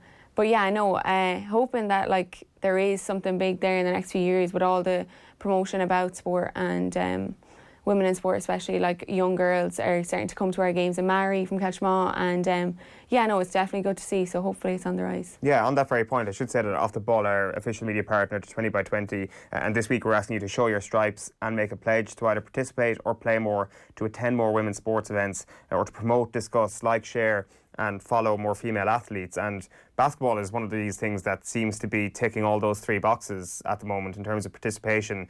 This is not just young boys playing this game. Like, it's a huge participation sport for both genders at the moment. And this is why it is so important that the resurgence around the country in basketball is happening right now. Yeah. So I suppose there's definitely been way more attendance at women's games and men's games as well. But yeah, it's definitely on the rise, and I hope that people kind of like start coming to games, start attending and encouraging young players to play like in their towns and clubs. So yeah, 20 by 20 is a brilliant campaign just to create more awareness about women in sport, and not that men, like there is so much awareness about the men as well, but I think there needs to be a bit more about women, and there's definitely, from this campaign, it's definitely benefiting. So I just want to finish up on Mayo football then. What's your best position? Because it seems that you played in midfield, you played centre back, and you played full back, I think, only a couple of weeks ago. Yeah, so I've actually been busy, like really busy with basketball lately, so I haven't been, like, I've been to some games and finding it hard to get to train during the week. But yeah, so I was midfield most of the year last year. Midfield probably would be my preferred position, but then against Galway in the quarter-final, or the semi-final in Dublin. Semi-final, yeah. In Croke Park. I was kind of number 6 sweeper kind of thing. Right. So then Peter put me in fullback. Who did we play? Was it the Cork game, Tipperary game maybe, or was there a Waterford fixture as well? Yeah, I'm not sure who we played, but it's been a busy few weeks. Yeah, God, but yeah, so I was in full back. Yeah, I liked it. Different. You're like, you don't have as much freedom, and you always have to be on the ball. Yeah. Thinking. But yeah, we'll see. I suppose I'm trying to kind of focus on basketball for the next few weeks, just because it's coming towards the end of the season, and then I'll try and get in more. So we play Westmeath on Sunday, so I'm there for that. Yeah, it must be a completely different thing in terms of your positional awareness when you move back to number 3. Just, I guess, with midfield, there's almost so many breaks around kick-outs and stuff like that. You kind of can almost go with the flow. Yeah. So in full back, I was kind of like, I played a game for minor 2 years ago, and I was actually full back. So I kind of had experience in it, but I was kind of throwing the deep end, I suppose. And then, yeah, I definitely have to be more aware. Like in midfield, you're free flow, kind of. You're getting the ball in the midfield and you're delivering, whereas you're trying to stop them scoring at the end of the day in full back. So, yeah, we'll see anyway. I was looking at the dates for this summer. Is there a possibility that there's a clash between the Under-20 Basketball Championships and the All-Ireland Football Championship? If things go well. There probably is. There always is, yeah. So, yeah, I think the championship has changed this summer. Yeah. Yeah, so I actually don't know. I suppose I'll cross those hurdles when I get to them. But, yeah, so we go on the 5th August, I think it is. So there's probably something around then. There always is. But I suppose we'll see anyway. And then is it very much a singular focus on Galway at the moment, a bit of revenge for that semi-final last year? Yeah. So we've Galway in 2 weeks time. So, yeah, they're going good. They beat Dublin last week. So, yeah, hopefully we can get the win there, and a bit of rivalry against them is right, even though I play for a Galway club. But yeah. Well, listen, Dayna, it's been great chatting to you. Thanks a million for popping in. Me. That's 20 by 20 ambassador Dayna Finn. Now, Tom Malone is in studio next with the latest sports news. But first, here's Newcastle manager Steve Bruce, who got into a bit of a touchy interaction with a journalist last night. What did you agree? I think you was fit to start on Sunday. I'm not going to answer you, Craig. No? You just outed this realist totally. It's total lies. It's nonsense. I'm glad your source is wrong. Are you calling me a liar? Is that what you're calling me? Are you calling me a liar? Well, your report was wrong. Why can't you list it? Well, there you are, then you are. I've had no row with St Maxim, okay? None. Did the player a bust-up. Did the player think he was fit to start on Saturday? I didn't ask that. You wrote that I had a bust-up. No, you wrote yesterday that I had a bust-up. Yes, you did. I didn't. Yes, you did. No, I didn't. The word bust-up wasn't used. I didn't use the word row, I didn't. Well, we've had a bust-up. That was the headline? Okay, then we'll beg to differ. Steve Bruce there last night speaking to Craig Hope of the Daily Mail, who wrote a story about a fallout between Alan St Maximin and Steve Bruce, of course, and Steve Bruce having none of it. So a bit of a touchy situation there. Very entertaining stuff. The video is brilliant as well, where he's like, he literally picks, you know, when it looks like there's almost like a fight going to break out in a bar and someone picks up their drink, like, and kind of looking, you're like, is he going to throw that long? It's usually just to quench the fire burning inside. Yeah, maybe that's it. But yeah, no, it's well worth checking out the video as well. We start with the crisis on Merseyside. May as well. Where else? Absolute crisis, yes. The 22-point Premier League leading world and European champions have lost their last 3 of the last 4 games. So Jurgen Klopp's side now out of another competition. They probably don't want to be in the FA Cup after a 2-0 loss to Chelsea in the 5th round at Stamford Bridge last night. Willian and Ross Barkley scored the goals for the pensioners, but Jurgen Klopp says his players will bounce back. And don't sit here and think, okay, the way back to the moment where we can score or we don't concede is like 100 miles away. So it's little things, but the little things make the difference, and we have to. The boys are strong. They showed so many times a wonderful reaction, and now we have to show this reaction again. Of course, we heard from Steve Bruce there. His Newcastle side got the better of Championship leaders West Brom by 3-2 last night to reach the quarter-finals. David McGoldrick, meanwhile, was on the mark for Sheffield United, who were 2-1 extra-time winners at Reading. Tonight, meanwhile, Tottenham manager Jose Mourinho has confirmed that Troy Parrott will be on the bench for that home game against Norwich City. But Mourinho, again, says the teenager needs some time. He has 2 appearances in the Premier League, which is something that is not very normal with 18-year-old kids. So I think he's a privileged one, and I think in this moment he understands the privilege he has of being training and being part of the first team every day. He loves that, doesn't he? The privileged one. Yeah. Everything is a something one. Yeah. Like, definitely dropping hints. And it seems that it's almost like copy and paste every single time he talks about Troy Parrott, is in like he's not ready, very, very, very, and he says very about 1 million times, very young boy and things like that. So I do wonder what will happen next with their relationship here. It's obviously going to be on the bench tonight. And yeah. I mean, it was almost like that the appearance off the bench on Sunday was just like, I brought him on, what's your problem? Even though it was like the 92nd minute. Meanwhile, elsewhere, Pep Guardiola, as Manchester City make the trip to Sheffield Wednesday. Boss Pep Guardiola says he's fully focused on a domestic cup double. The league is deserved and it's be done. So the other competitions, we won 2 this season with the Community Shield against them and last game against Aston Villa. Now we have the Cup and of course the Premier League to finish second as high as possible, as much points as possible, and after 2 competitions. Well, Leicester take on Birmingham City at the King Power Stadium tonight as well. All those games get underway at 7:45, and the draw for the 6th round will take place after tonight's action. The Republic of Ireland's Nations League campaign will begin away to Bulgaria on the 3rd of September. The fixtures for Ireland's League B group were revealed last night. 3 days after that trip to Sofia, Finland will visit the Aviva Stadium. Then in October, Wales come to Dublin, followed by a trip to Finland for Stephen Kenny's side. The group concludes in November with a game in Cardiff and a home tie with Bulgaria. Current boss Mick McCarthy says he's hoping to hand over a successful team to Stephen Kenny. It's great because I'm putting an advert out for myself that everybody knows I'm going to be free and able to take up another job in July, whatever happens. And hopefully that will be on the back of a European Championship with games in Dublin. If that is the scenario, then I'll be best placed to get a job when one come up, won't I? coronavirus update as well. Ireland's Six Nations meeting with France could hinge on a meeting scheduled to take place in Paris today. Earlier this week, competition organisers said all remaining games would go ahead when time allows. Saturday's clash with Ireland and Italy, of course, already postponed. But the French Rugby Federation and representatives of their Department of Sport will discuss their approach to the coronavirus outbreak today. The RFU, meanwhile, have confirmed that Mako Vunipola will be available for Saturday's Six Nations clash with Wales at Twickenham. The Saracens prop had been self-excluding on COVID-19 precaution, having returned from Tonga recently. While in Gaelic games, Kerry under-20 manager John Sugars just made one change to his side for tonight's Airgrid and Munster under-20s final. Sean Horan replaces Sean Keane at full forward for the meeting with Cork at Austin Stack Park. Defending champions Cork are unchanged from their semi-final win over Clare. Throw in Intralee there at 7:30. And with less than a week to go until the Cheltenham Festival, yesterday trainer Henry de Bromhead confirmed that his star mare Honeysuckle will run in the Mare's Hurdle on Tuesday rather than the Champion Hurdle. It's likely she will come up against last year's final flight faller and favourite Benny Deja. Finally, racing today comes from Clonmel, but of course we'll be focused on the pool, won't we?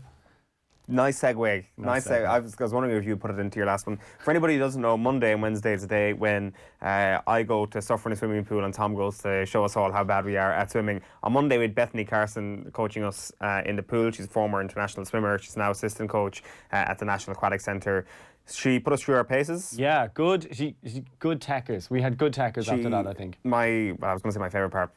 Clearly not my favourite part whatsoever. She was like, we're going to do a few drills.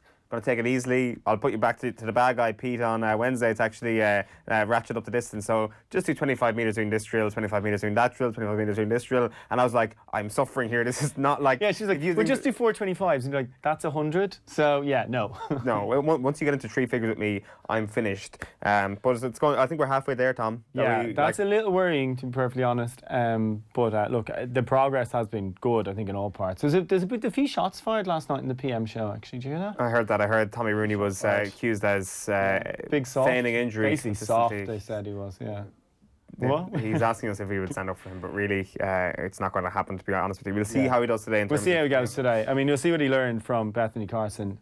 Her parting shot on Monday was, we were all able, it's now all above the shoulders. It's all how it's well all it is in our head. So it's purely mental from here on, which is 100% not true, by the way. It is absolutely not true. Like, our fitness is not nearly good enough. Yeah. Just to tell you that Off the Ball are doing Swim Ireland Swim for a Mile, and you can sign up too. Visit www.swimforamile.com for information on participating pools and their training information. Sign up for a free account today to access the downloadable training programme and book your Swim for a Mile event. Just a quick note to say that Saracens have said that Mako Vunipola is available for selection despite coronavirus fears, so not for England, but yes, he will be available apparently for Saracens at the moment, but not for England. So that's the latest on Mako Vunipola. Right, Ireland and Brighton star Rihanna Jarrett joined Shane Hannon earlier this week to chat about Ireland's crucial qualifier against Greece and Tallaght tomorrow night, and also her flying start to life at Brighton.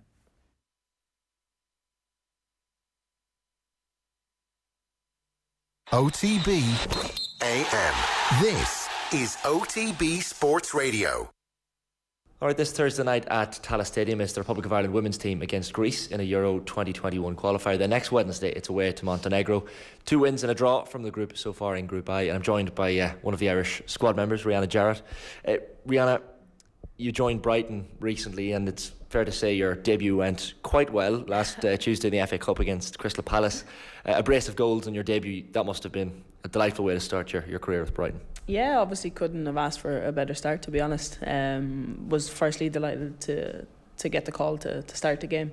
It was my first game since the cup final with Wexford Youths in November, so I was really looking forward to it. And obviously as a striker you go into every game, you back yourself to score, but that doesn't necessarily mean it's going to happen. And thankfully I think it was within the first 15-20 minutes that we went 1-0 up. And for me personally, obviously it was delighted to get that goal, but I actually don't score too many goals from outside the box. Somehow managed to score one from outside the box for my first goal, so was delighted with that. But in terms of Tuesday, the important thing for us was obviously that we got that win. Crystal Palace are a division below us, but the beauty of the cup is whoever turns up on the day can go and win it. And so we were under, like, we knew that going into the game. We knew that they were going to give us a battle, and the important thing was, yes, that we performed well, but that we managed to win the game, and thankfully we've done that, and we're in the quarter final now, and we've a home draw. How important is that? I know you made the move, as you said, from Wexford over to Brighton. For players in the women's game like yourself, how important is that, getting that cross-channel and playing abroad and getting game time over in the Women's Super League? I mean, is that, in your mind, key to your international ambitions, for example? Yeah, obviously. For me personally, I wanted to try my arm at that higher level, and actually going into any full-time environment is going to be higher than playing at an amateur level here in Ireland. And thankfully, I got that move. But for me, I knew going over there straight away, especially going over in the middle of the season, that I wasn't going to be guaranteed game time. I knew I was going to have to work hard. And yes, I've played in the Cup, but nothing is given when I go back after the international break. There's still a lot of hard work to be done. I still have to prove myself in terms of in training every day, and hopefully soon enough I can start to get a few minutes here in the league and can build from there. But ultimately, as a player, no matter whether you're here in Ireland or you are abroad, the important thing is that you are playing, because you can train all you want, you can run all you want, but the only way to get match fit is by playing games, and the only way to test yourself is by putting yourself in a game time situation. Obviously it's not going to happen overnight, but for me, obviously it is important that I am in an environment where I stand a realistic chance of playing games. Obviously I have to prove myself first, and as I said, there's still a lot to be done in terms of that, but I do feel that once I am settled and once I start proving myself in training, that hopefully I can start building on game time then as well. I'd read that you'd been obviously composing video footage of yourself. That's an important way to get yourself out there and promote yourself to clubs in England. And obviously Hope Powell is in charge with Brighton, who's clearly a very recognisable name in the English women's game, having managed the national team over there. But how did that process go about, of putting yourself out there and getting the call from Brighton and from Hope?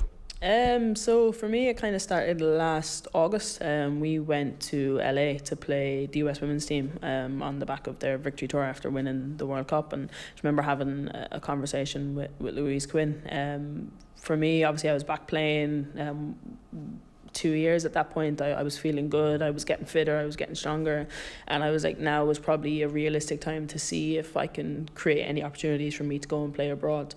So I spoke with Louise, and obviously she had made the transition from playing in the Women's National League to moving abroad, so I was just kind of asking her questions onto like how she went about it, and from there she actually put me in touch with her agent, so Sisu Sports Management, and from there I was already in the process of putting together a highlight video. So Avenir Sports in Galway, they actually put it together for me, and it was just kind of clips of me playing with both Ireland and with Wexford, and from there my agents, then they put together kind of a CV, and then they done all the groundwork in terms of talking to clubs and seeing if we could set up some opportunities, and Brighton was one of those opportunities. So from there they invited me over on trial. I was supposed to go in November once the season finished, but I had a little knock on my knee, so I ended up missing the last Greece game. So we postponed it till early January. So I went on trial then, and thankfully Brighton decided that yes, they'd take a chance on me and sign me kind of mid-season. Obviously the step up from amateur and Women's National League to full-time in the Women's Super League is massive, so it was going to take me a bit of time to kind of get used to, one, going into a full-time environment, but also two, the level that they're actually playing at is significantly higher as well. But the fact that they signed me mid-season knowing that was still good, and obviously I was delighted to get the opportunity, and obviously to play under Hope, as you said, like her experience from a player but also as a manager is second to none, and she's well equipped in terms of the women's game. On this Irish setup then, I know there's a lot of competition for places, probably more so even than a couple of years ago, but Kyra Carusa, for example, is another call-up for a bit of competition for yourself, I guess, up front. So how healthy is that to have players competing all over the pitch to get into Vera Pauw's starting 11? I think as a squad it's needed. Competition for places means that everybody has to prove themselves, and everybody knows that yes, you can get called into a squad, but that nothing is given, and you know that even when you come into camp, if you're playing well, if you're performing well, and you've seen that from previous selections, that if you're performing well, if you're playing well, then Vera will put her trust in you and put you into that starting 11, and nothing changes this camp. There's competition for places all over the pitch, which is exactly what we need. I think it keeps everybody on their toes, but ultimately it should in turn then also get the best out of everybody, because you need to put your best foot forward if you want to be in contention. And I think for a squad that has aspirations of qualifying for our first major tournament, we need that. A squad is so much more than just 11 players. Even the 23 that are the the 20 plus that are in this time around, there's still players that are missing through injuries and whatnot that can still come back in at different stages. So everyone's looking over their shoulder, but everyone has that same focus. Everyone is gearing towards the same thing ultimately, and that is on a match day we want to get 3 points. We want to put our best foot forward and we want to qualify for the Euro 21, which is in England, and everybody is kind of looking the same way. And naturally, if there is competition for places, as I said, it's going to bring out the best in everybody, which is exactly what we need if we're to qualify. You mentioned that Euro 2021 in England next year, and as you said, would be the first international tournament this Irish team could qualify for. I guess you're at an advantage in that you're not like some of the elder players in the team, that this may or may not be one of their last opportunities to play at a major tournament for Ireland. And even speaking to Katie McCabe there, I mean, she would have been looking with mixed emotions to her Arsenal teammates playing in the World Cup, happy for them, but also wish she'd been there. How important is it for this Irish team and for yourself that this team gets to the Euros next summer? Obviously the squad has players of all ages, which is what you need. If you're good enough, you're old enough, and you see there's been younger players coming through different squads, and nothing has changed. But in terms of how important it is for us to qualify, we do feel that this is the best opportunity that we've ever had to qualify, in terms of the squad that we have, in terms of the players that we have available, but also in terms of the draw that we got and the position that we've put ourselves in from the first 3 games. So obviously we're looking to build on that, and it is still in sight. So it's very important that the 2 massive games now over the next couple of days, obviously the first one being the Greece game, all we're looking for is 3 points, and we're looking to improve on the last Greece game for that. So in terms of that, because we're in such a good position that we've put ourselves in, and also the resources available to us, it's important that we build on that and we utilise that, and ultimately that is, we want to qualify for Euro 21. OTB AM. This is OTB Sports Radio. Yeah, Ireland and Brighton striker Rihanna Jarrett there in conversation with Sheahan. Of course, Republic of Ireland have a huge European qualifier against Greece tomorrow night in Tallaght. Tickets still available. You want to be there. Ticketmaster.ie is where you get those tickets. Right, Kieran Donaghy joins us next on OTB AM to talk football. First, here's Nicky Brennan on last night's Off the Ball. He reckons teams involved in a brawl on a GAA pitch should face severe sanctions. You can't argue with the facts. These things have been going on, and there's been a level of indiscipline that is simply cannot be tolerated. In the overall scheme of things, I suppose it is in the minority, but I totally would not argue with anything you're saying there. Those incidents are very unsavoury incidents and cast a very dark shadow on the association. As well as that, the GAA has over a long period of time addressed quite a number of those issues, but you know as well as I do that as soon as there is a penalty imposed, and Enda alluded to there a minute ago, people will start looking at how we can appeal this, how we can get out of this. They bring ambiguity then and confuse, because it's a different body that's going to hear the appeal from the body that actually issued the penalty in the first place, or the suspension.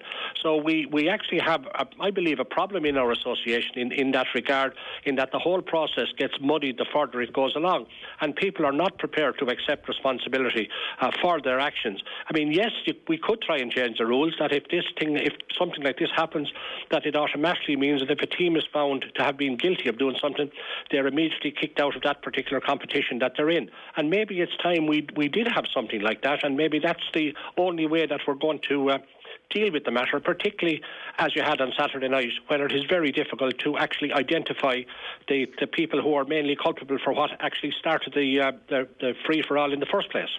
Kieran Donaghy, a very good morning to you. Morning, Eoin. How are you? Very well. Nicky Brennan there with some strong stuff, suggesting that perhaps teams should be thrown out if these sort of things are seen again. What's your view on all of that in terms of the brawl on Saturday night and the lack of punishment now that is going to be handed down as a result of inconclusive video evidence? Yeah, it's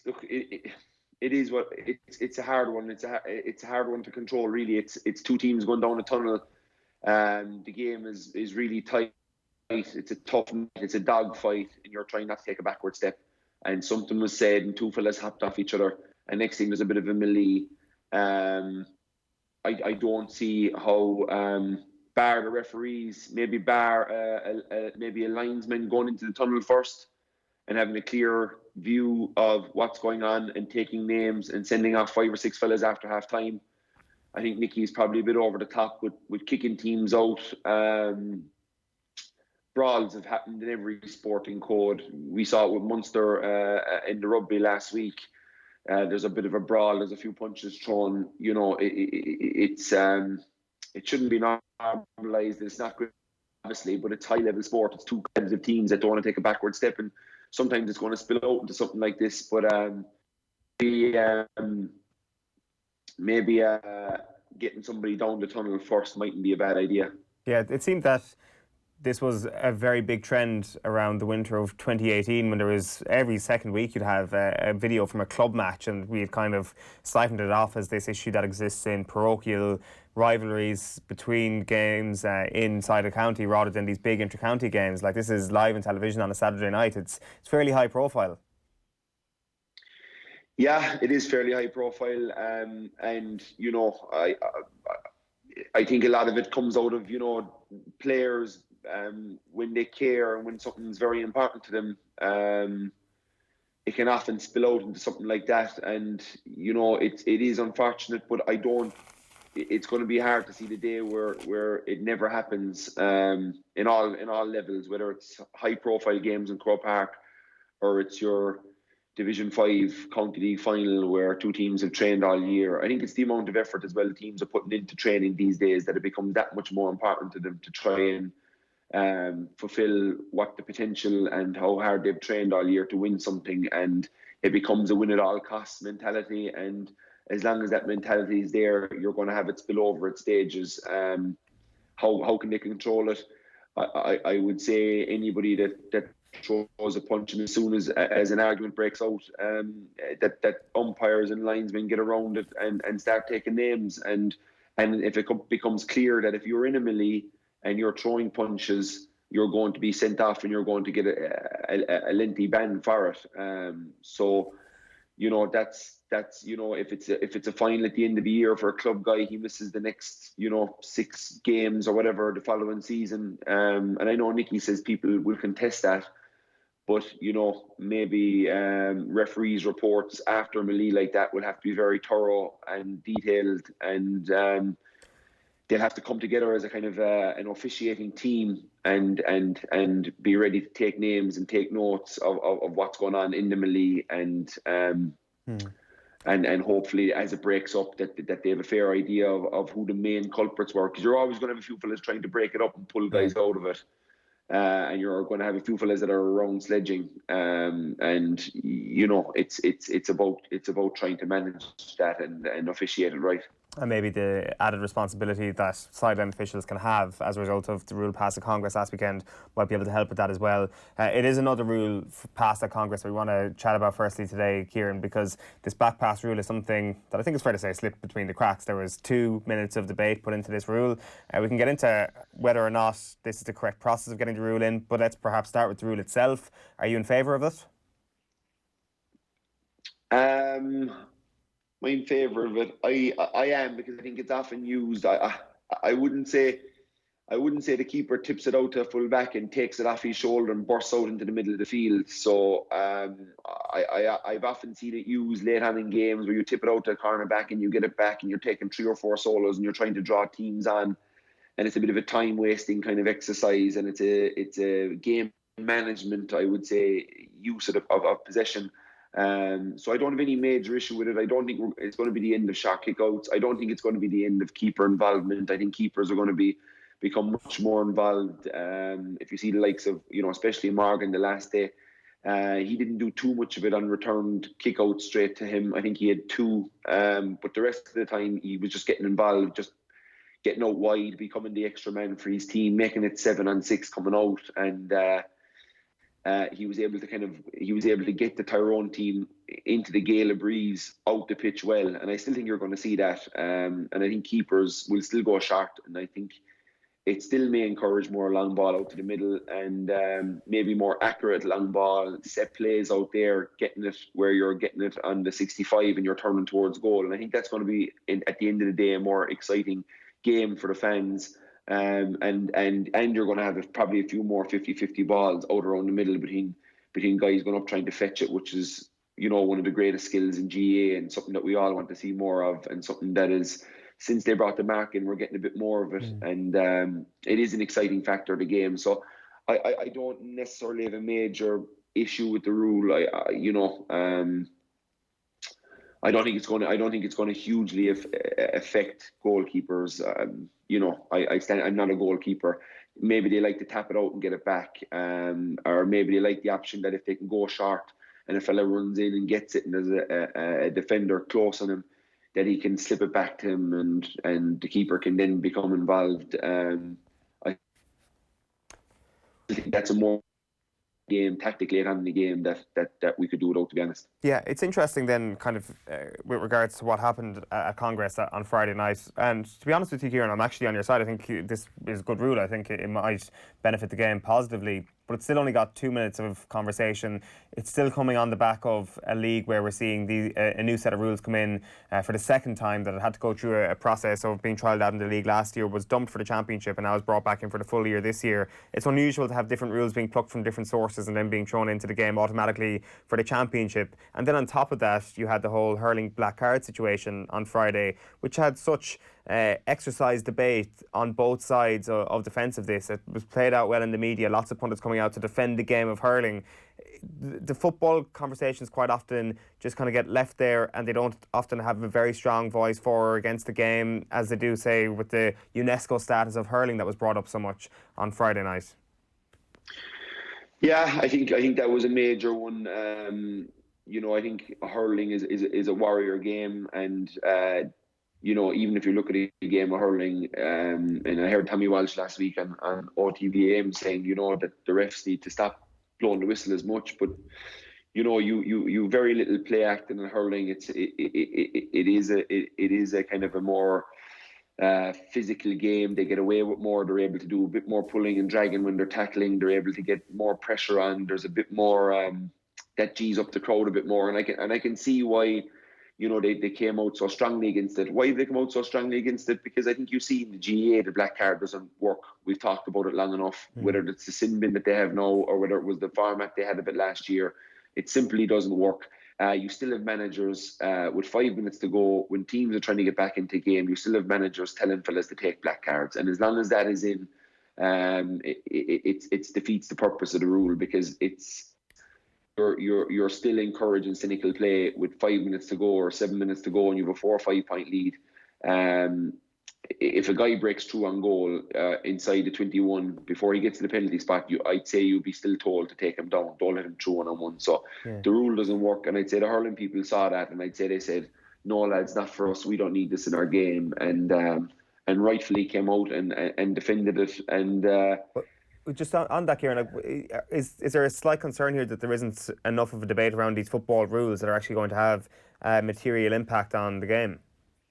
Yeah, there probably is. Yeah, maybe there should be a bit more kick up of it, and I think if there's any more, I think football people right now are sick of rule changes. They're sick of tweaking our game. They're sick of messing around with it. I'm sick of it, and I think a lot of the fans are sick of it. They just want to be left play the game that we loved since we were young. They want to be left get on with it and just get back to just. I think we're going over the top with a lot of the stuff we're bringing in, and it is. You spoke about Congress, and 2 minutes to bring in a rule that greatly, has a big difference for goalkeepers in their game, and the way they may like to play. And there could be teams out there that wanted to play 1-2s with the keepers all day that we don't know about yet, because they were probably keeping it for championship or something that has majorly affected them now. So, maybe the football people do have to come out, and maybe the next time that they're trying to bring in new rules and changes,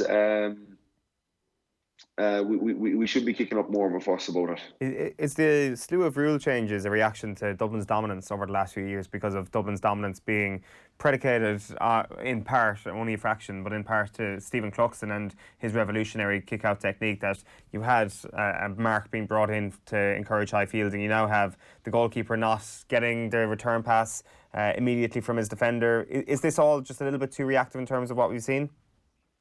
I don't think so. No, I think Stephen Cluxton rarely plays 1-2s. I would say his forte was that he was hitting fellas 60 yards from goals, which is, I think, what the new rule will encourage actually. And his thing was patterns of movement by his players out the field, and he was a great man to put it into space, and is a great man to put it into space onto the runner player. So I don't think it's, I think the mark was something where we were getting very very little, maybe 7 or 8 50-50 kick-outs a game out to the middle of the field in a championship game, which became boring to watch. It became a complete running game. So I think the mark has just encouraged people to put it out there a bit more. And look, as I said earlier on, and what makes hurling so exciting, so many 50-50 balls, so many long diagonal balls in around the house, out to corners, two fellas going for it, an absolute war zone to get your hands in possession.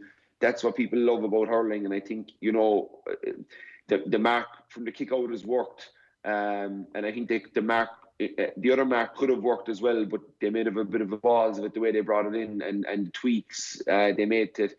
If they'd left it as simple as a 30 or 40 metre pass, which would actually just encourage a long ball into your full forward line from the 45, rather than this 20-yard ding pass that we're seeing now, I think that could have brought a great level of excitement to the game as well, and a reward for a player going up in a crowd of players and catching it and landing on the ground and being able to take a mark and tap it over the bar. I think that would have been a great thing for people to see. Although in its current format, I can see major flaws with it. Yeah, we are seeing, though, on this level, especially in the kickouts, some unreal football. I think that passage of play in Donegal-Monaghan on Sunday was just fascinating, the way Monaghan pressed all the way up on the Donegal kickout because Sean Patton was kicking into a wind, and Sean Patton backs himself, kicks it all over the Monaghan players. Rory Beggan takes a black card, Donegal score a goal. Just a breakdown of a fascinating tactical approach in terms of pressing against the kick out and unbelievable execution from the goalkeeper. This is the sort of game we want to see in the modern era. Absolutely, yeah. Look, we were talking about, you know, different ways to approach the game, and you know, Tony McEntee was saying that there's only don't mix it up too much. The press shows you the press you can do from set plays, but I think you can also do it from open play. And if you push your team up and say, look, make a rule that look like you're always 70 yards behind the ball. So if the ball's in with the corner forward, your whole team is kind of pushed up, ready to press. It can be something that's used to get you back into a game. So you're losing a game by 7 or 8 points with 20 minutes to go, and you need to generate momentum. You need to generate getting the ball back. Certainly looking at these type of presses can work both, as I said, from set plays and open play.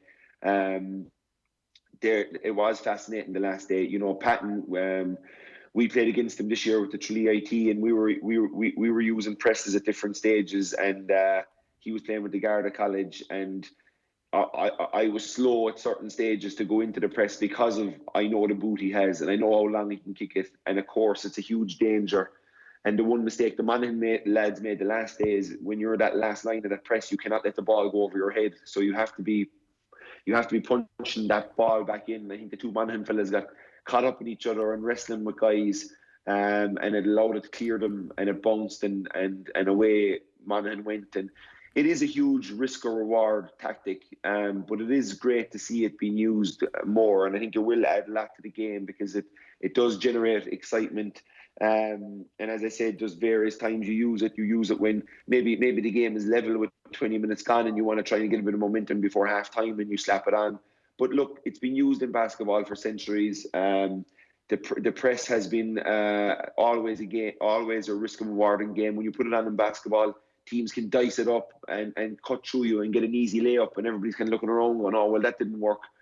But then you have a press on where you get 3 steals in a row and they turn it over 2 times and they're forced to call a timeout. Well, you don't really have a timeout in GAA. So if you can get it right and you can have your guys in the right position and you can have it, you know, the rules fairly well set down where fellas are supposed to go and what way the keeper goes with his kick out, what is the plan of attack on the ball, what's the plan of attack on the weak side, what are your 2 safety guys doing at the back, what's your goalkeeper doing. We saw Rory Beggan probably did most things right the last day, really, bar just take down the guy. I think he kind of half went to take him down and then didn't, and, you know, still got the black card, but they still went through and walked it into an open goal. And, you know, we conceded a goal against UL this year with Tralee with something similar, and but, you know, we stayed in it and we got it back, and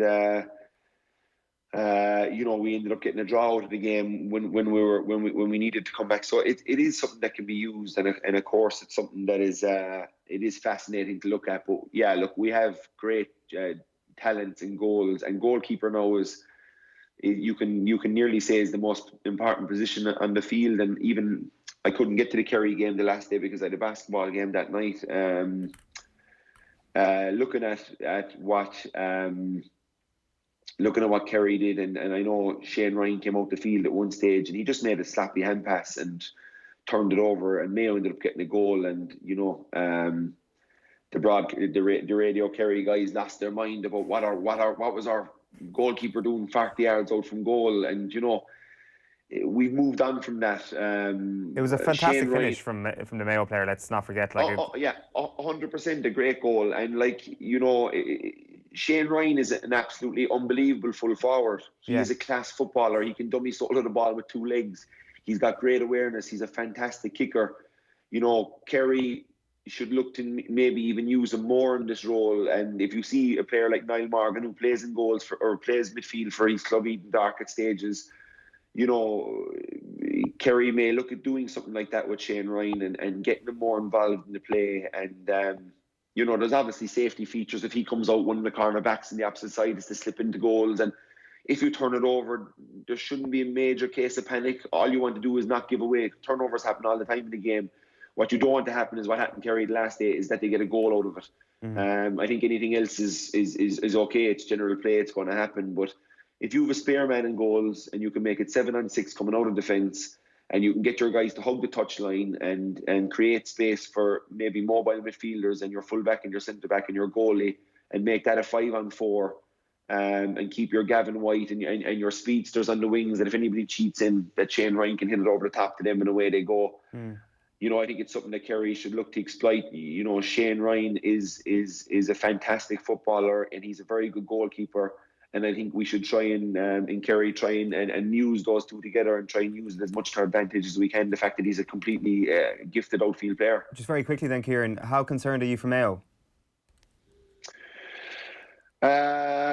Look, Mayo do this every year. Not last year. Not last year. I think Mayo will be okay. I think Mayo will be thereabouts. Cillian O'Connor is a massive guy to need to get back. I've said it before, especially with the mark now. I look at Aidan O'Shea more at full forward. I think he can re-galvanise the Mayo GA and the public, being a full forward and leading the line from there and kicking scores and inspiring his teammates. I think they have enough guys around the middle when Seamie O'Shea comes back, and they'll have Tom Parsons out there. Diarmuid O'Connor can play in the middle of the field. And I'd be looking at Cillian and Aidan O'Shea inside. And of course, you don't just leave them inside.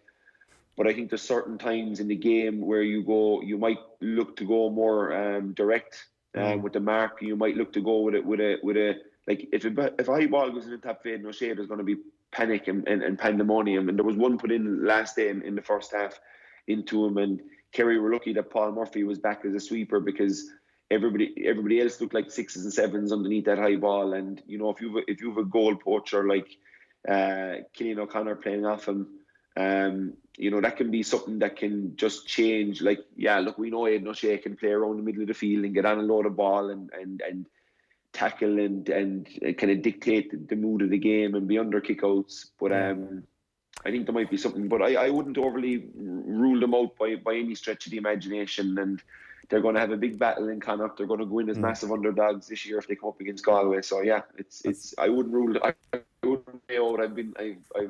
They always try and find a way to come good, and you might point it last year, but there's been 7 or 8 years before that where they're always there or thereabouts. True, yeah, that underdog tag for the Galway game is exactly what they want as well. Listen, Kieran Donaghy, thanks a million for taking the call.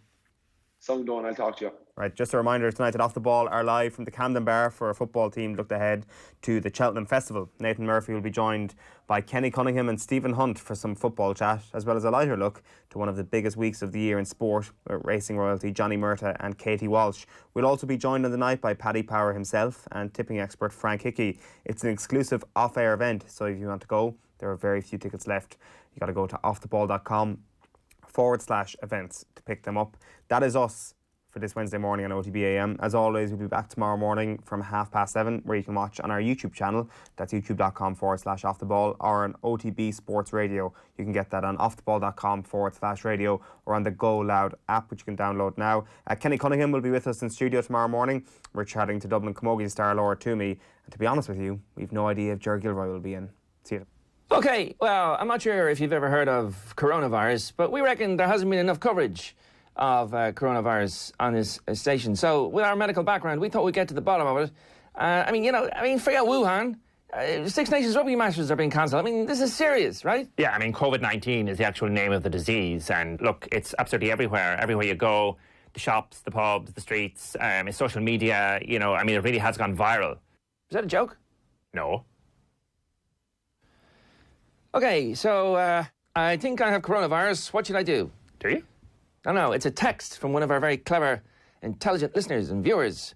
There's actually quite a few questions coming in. Can I catch coronavirus from supergluing my tongue to my lip?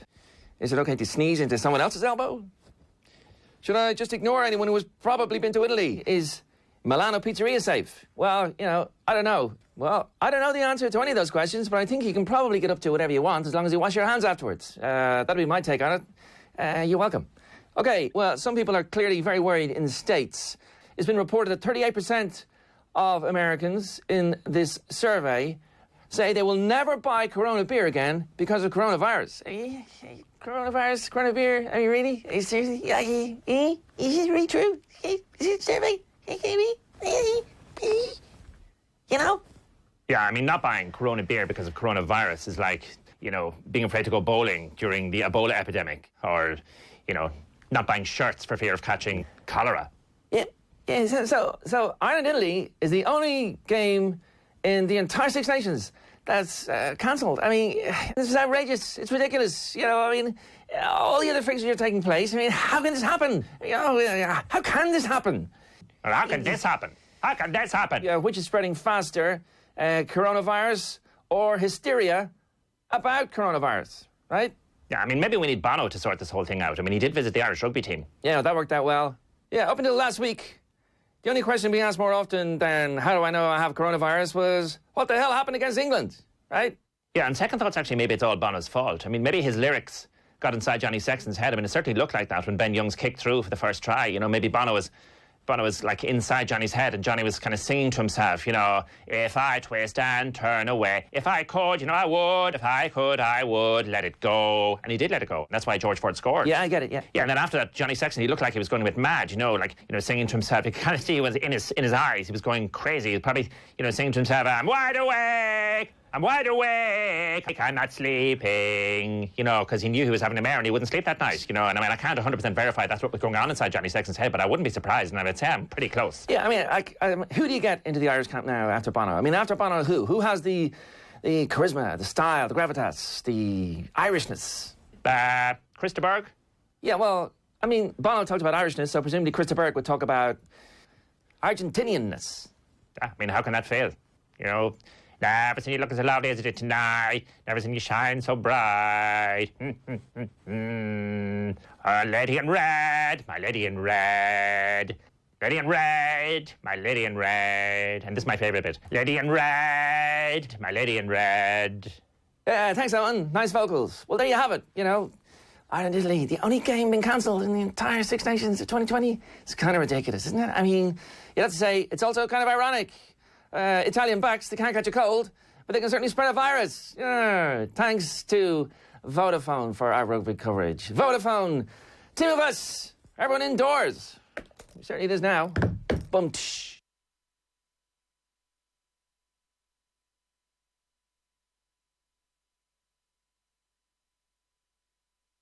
Be a brilliant golfer. My cousins disliked their dog so intensely that they renamed